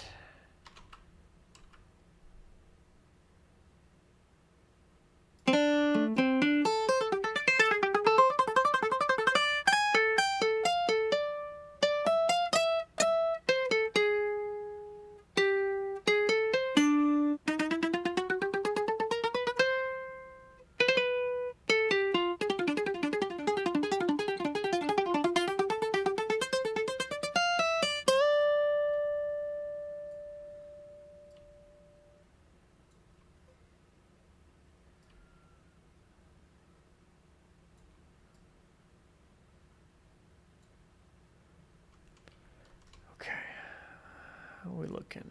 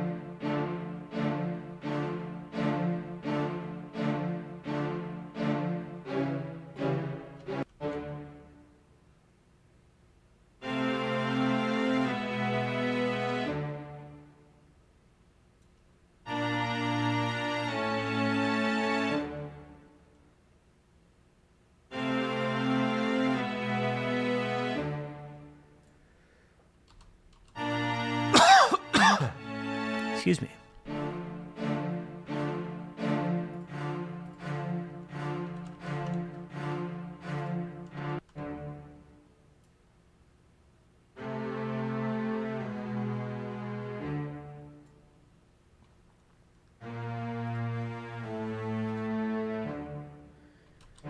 Okay, pretty good.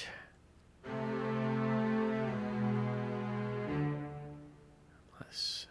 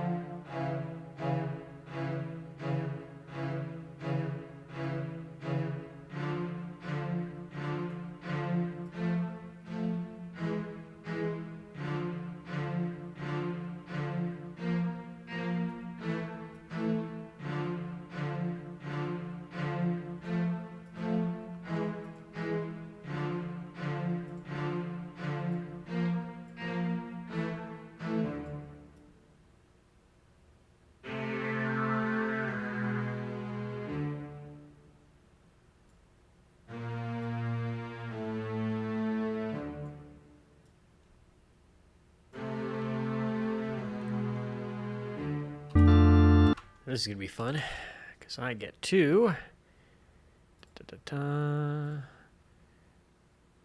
Where is the... There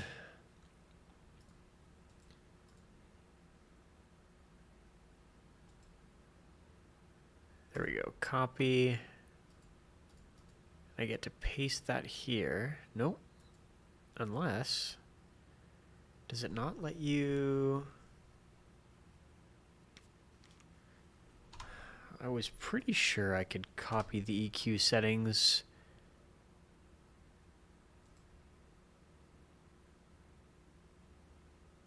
Copy. And then paste settings to selected. Yeah, there we go. I just forgot which which menu I had to be in to do it, which is a little bit of a shame that you have to do that. But yeah, now I just get to disable these and find out where the adjustments can be shifted.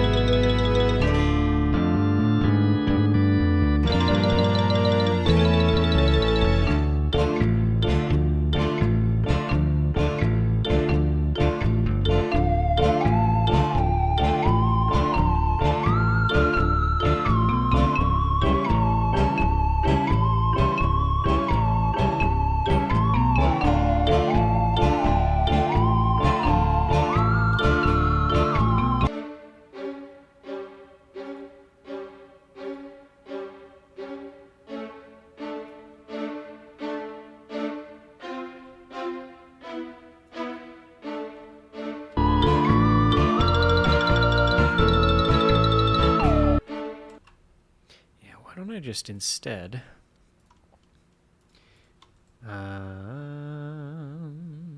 add a group track, stereo, strings bus. We can just move that on over here.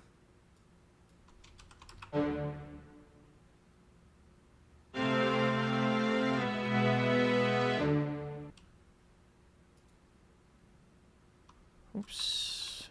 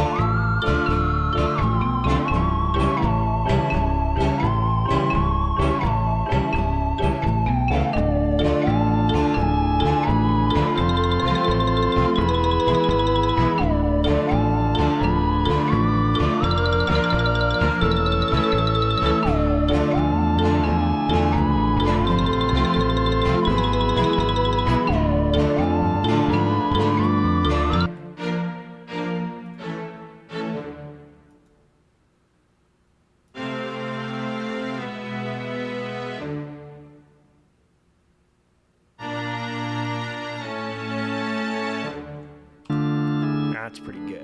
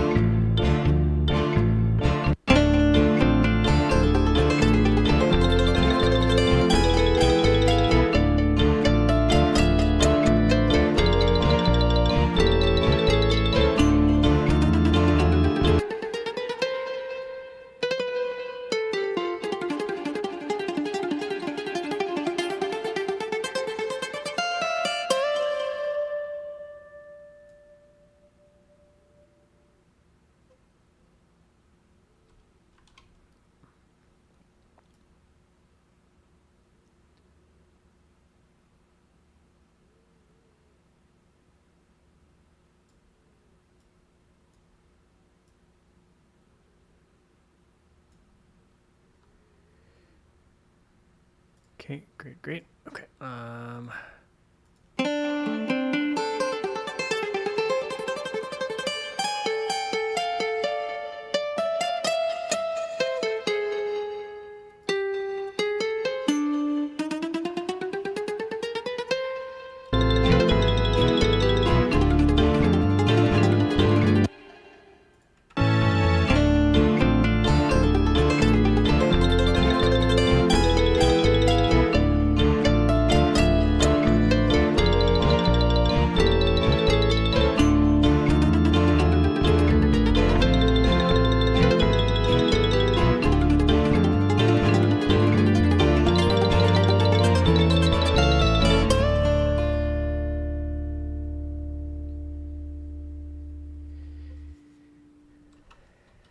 Pretty solid. I am, however, wondering if I want to Maybe give the whole thing some reverb.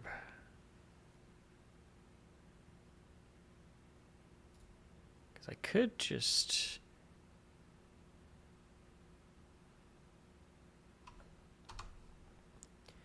move this reverb right up here. I forgot that it's a send reverb, not not intended to be a channel reverb. Oh my goodness. Okay, let's change the mix down to...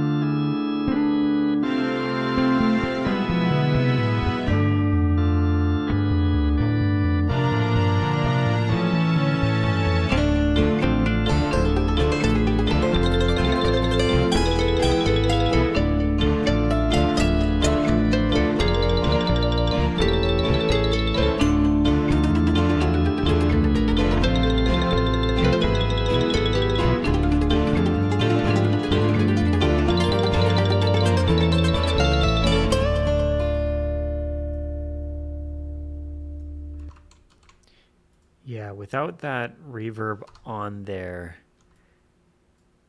it really becomes jarring. Let's try that again.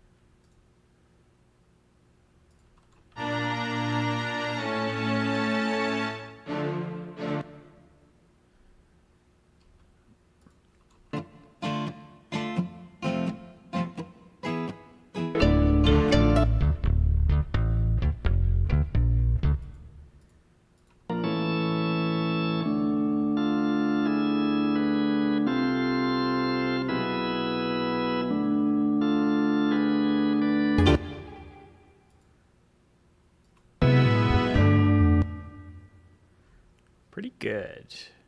I think that might be the mix.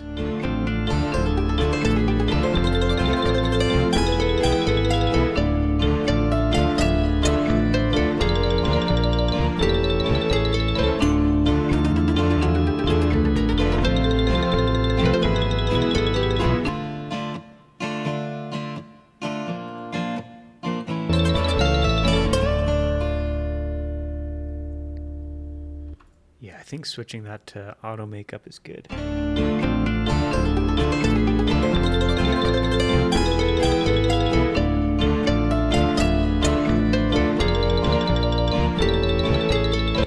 about this?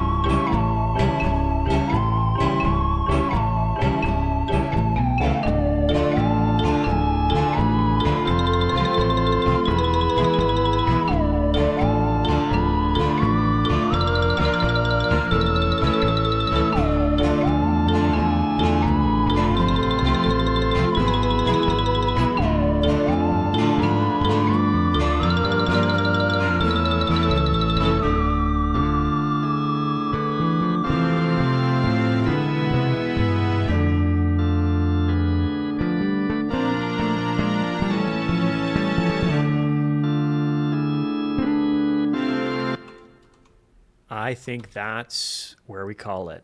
I might have to reduce my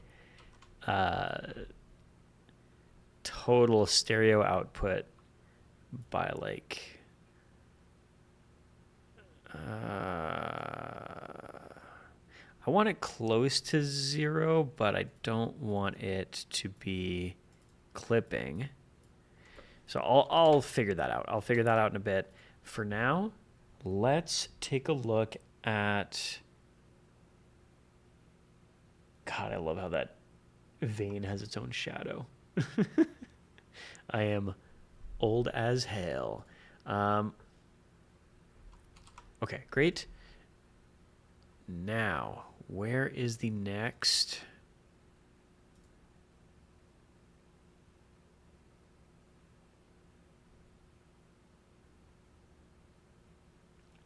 Ooh.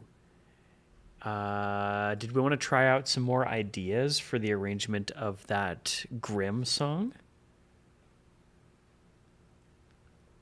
I could either move on to mixing track 4 or, sorry, track 3, or I could try testing out some new arrangement ideas for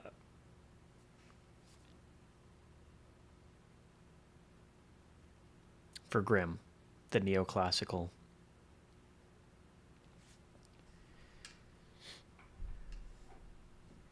And then I'll probably call it in like half an hour. I'm absolutely sitting like a gargoyle.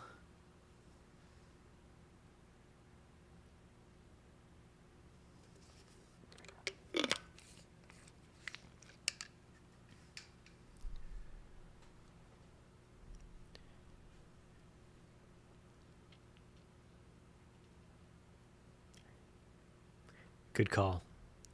Good call. Yeah, I'll let's open up Grimm.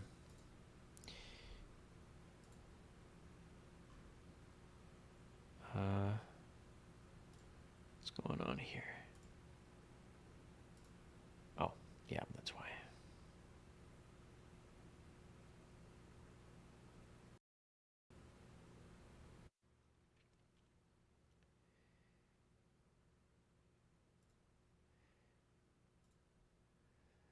There we go. Okay, so we're back into this one.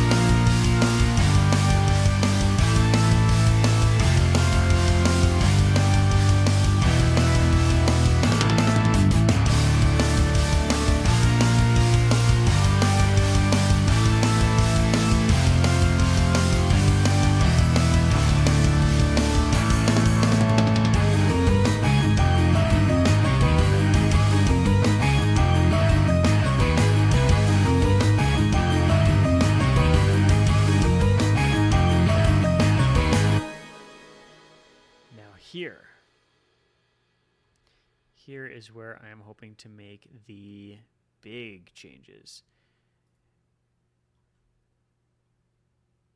So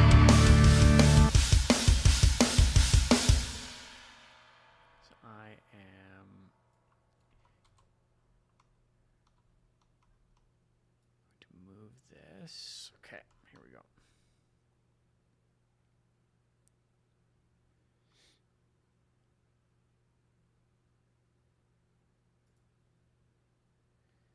I might not have time to implement this fully for the album version, but I'm really hoping to.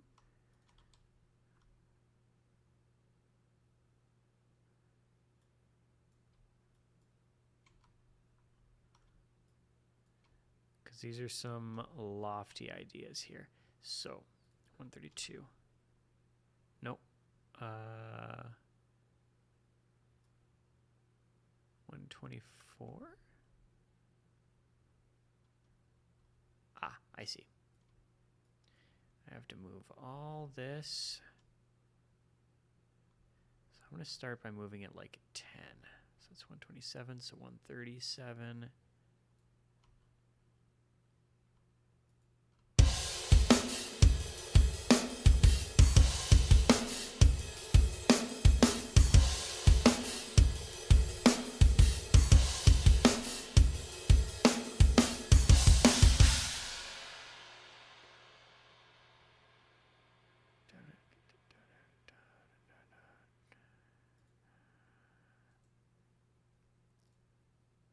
Yeah. Oh boy. 140.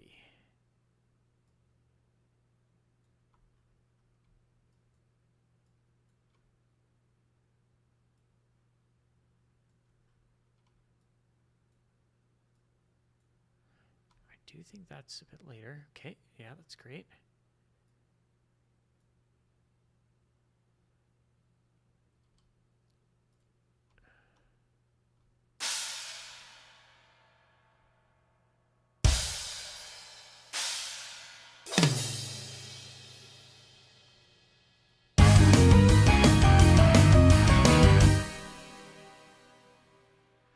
Here we go.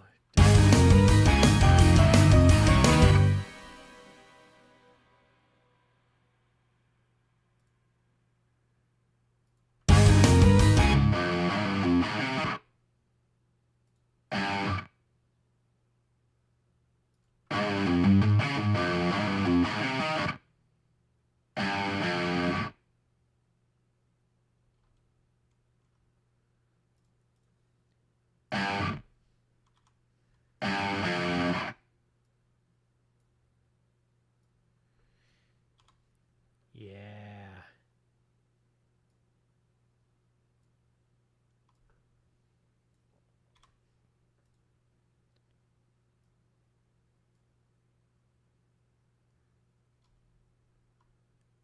This is going to be good.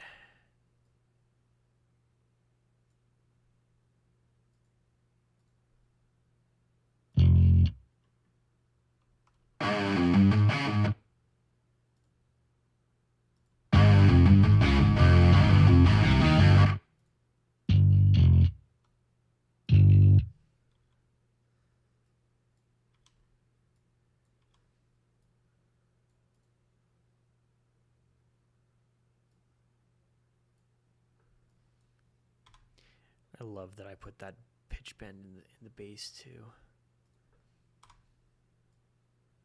Sometimes I please myself as a music producer.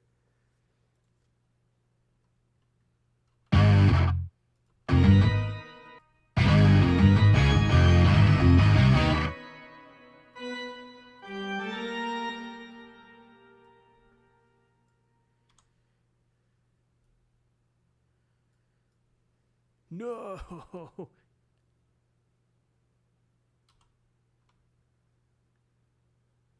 Oh, thank goodness. Oh, I almost really messed that up. Okay, great.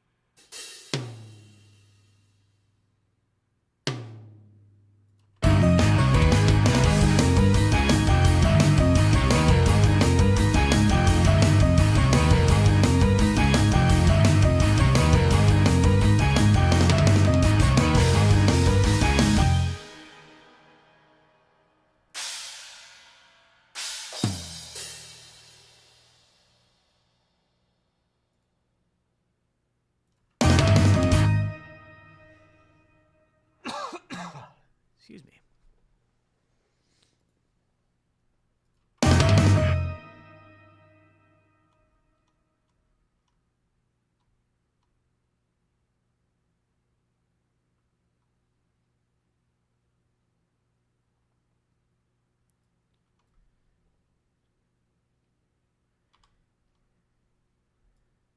Here's where we just go wild.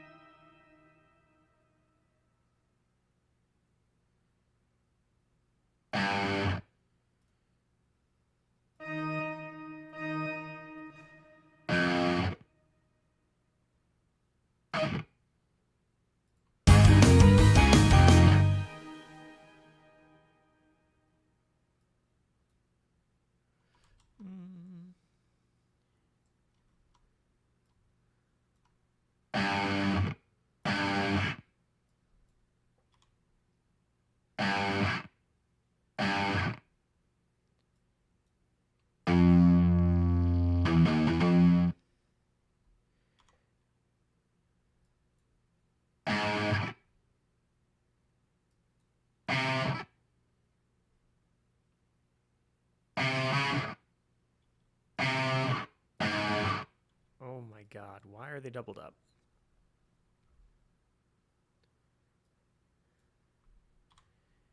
Okay, no, these are... Oh my god.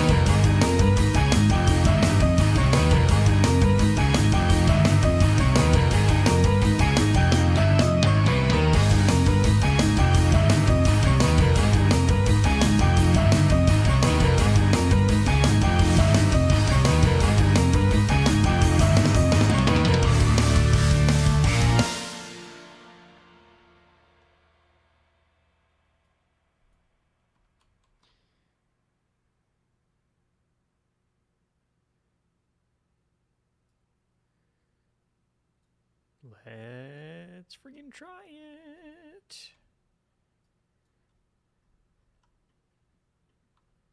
Okay.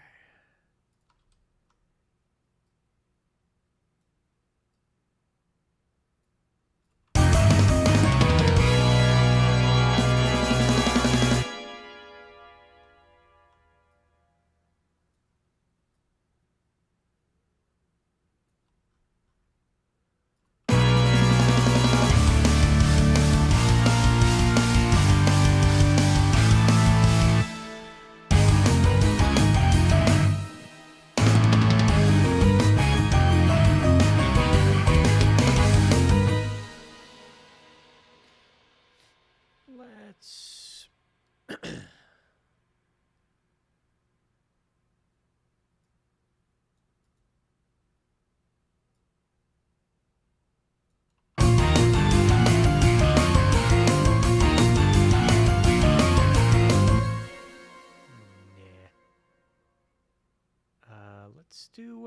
let's do a quick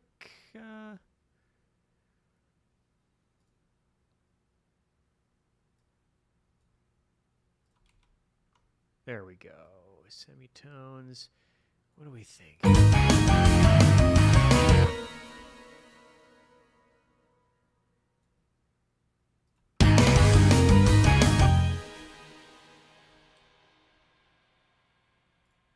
Let's see.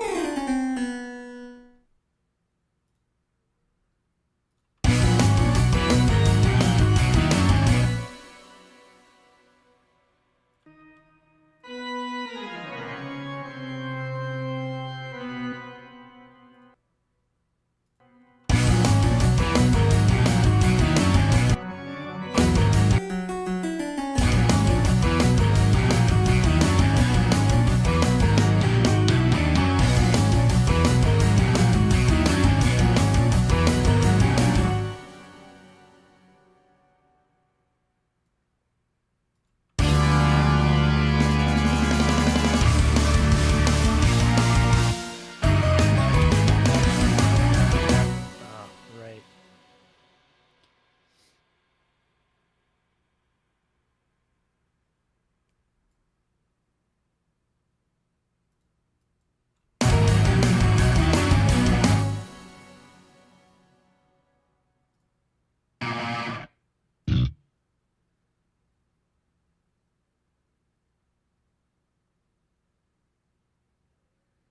Okay, come on.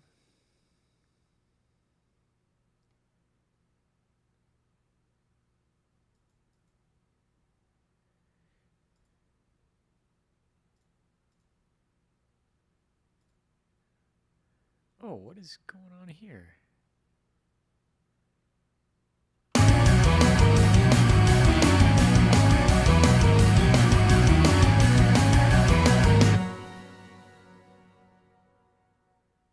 Oh, that's why. Silly me.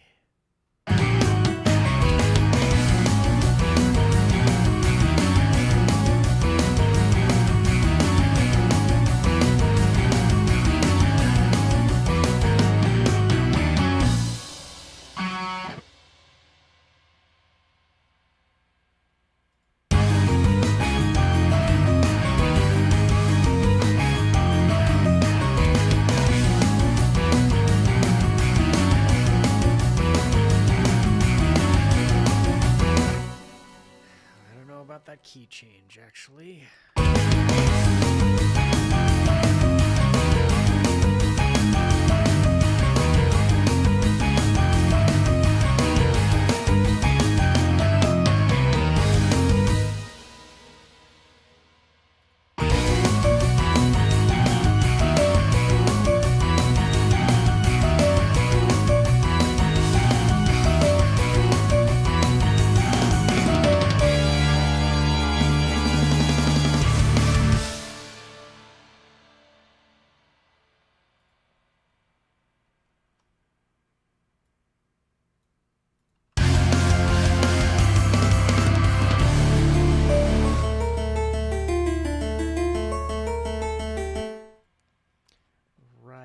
that's what I keep forgetting to do, is the...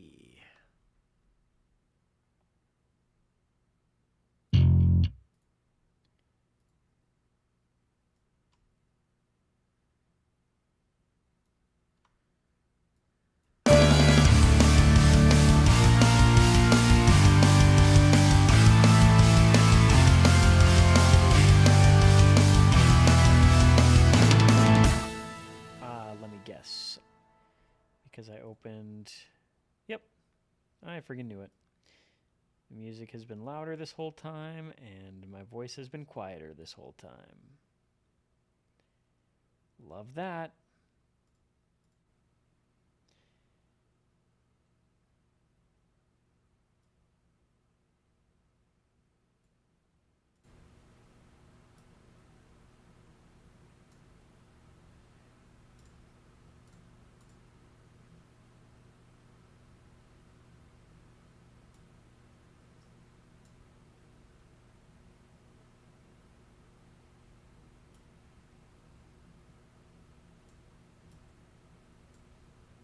There we go. All fixed. I hope. Test, test. Yep, looks good. Okay. At least visually.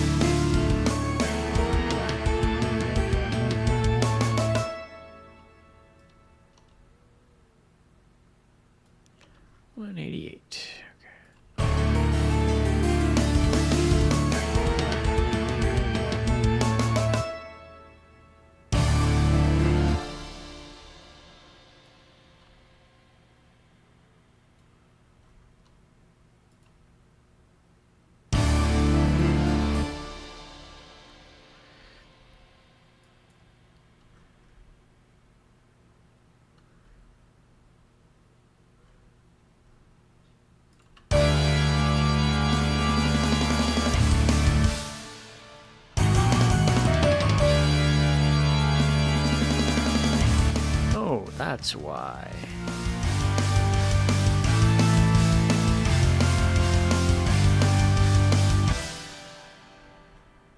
It's because I don't need that 7/8 anymore.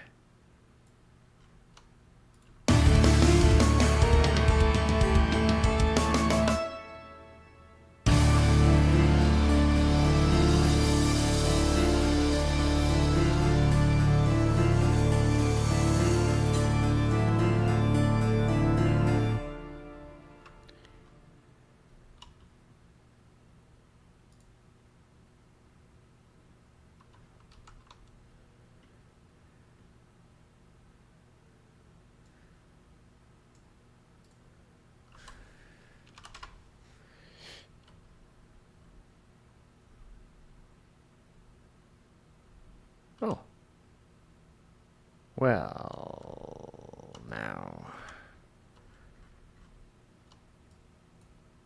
These gotta go over here.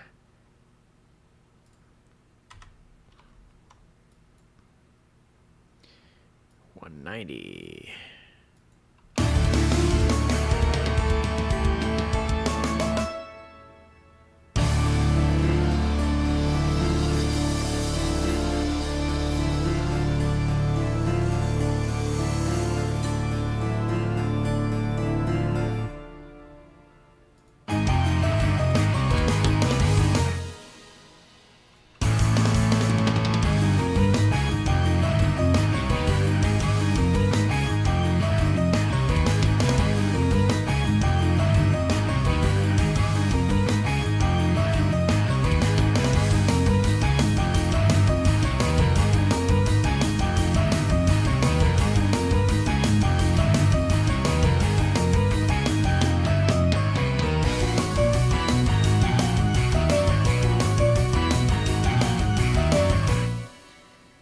wonder if I should decrease this by...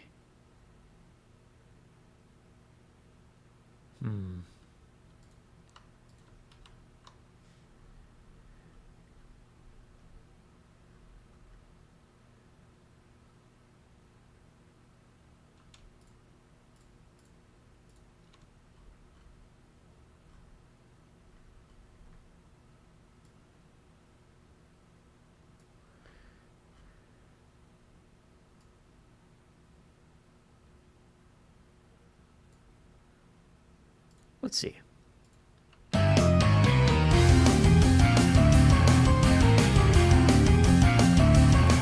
Nah.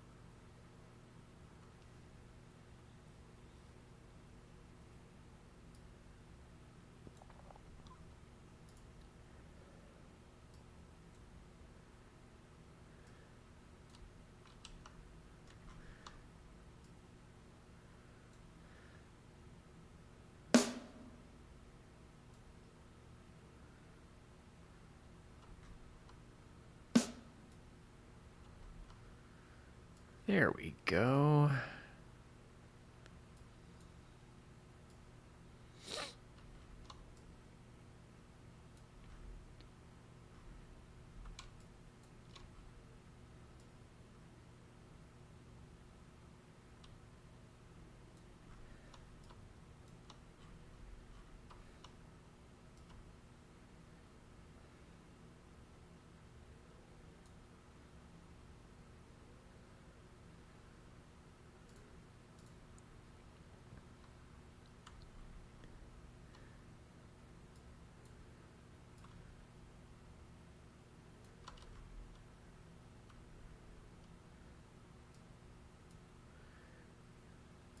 Fantastic. Okay.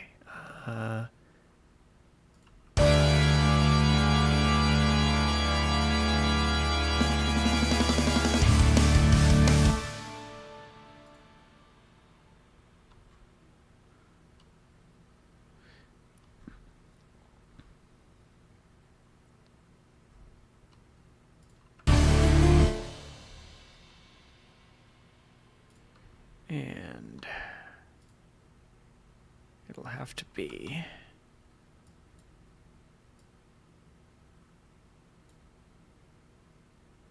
192. Great, great.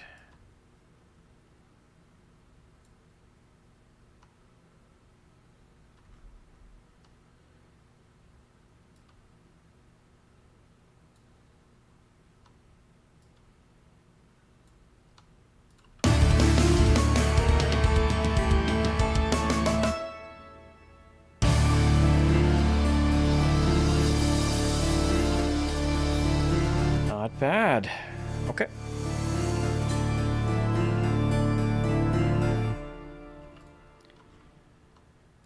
Now there's a solo section in there I can actually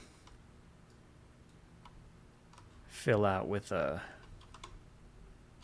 silly solo.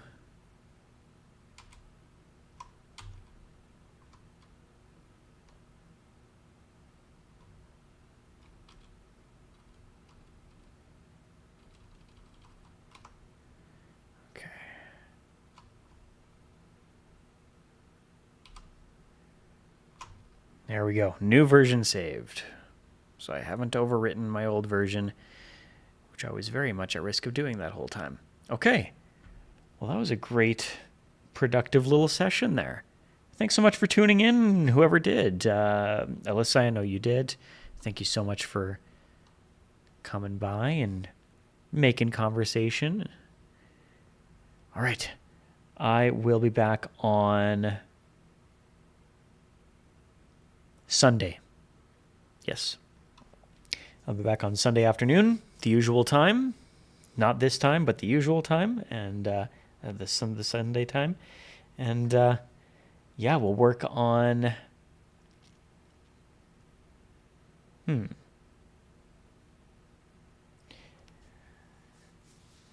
am kind of thinking, as much as I need to get this album finished, I think to keep things entertaining, I'd love to work on that new song, that like cosmic prog song, that cosmic rock tune that I started with that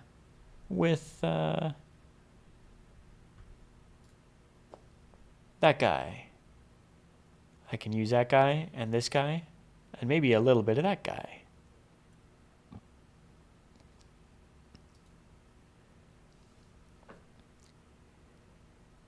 Thank you very much. Have a good night. We'll see you on Sunday. Bye-bye. Good night.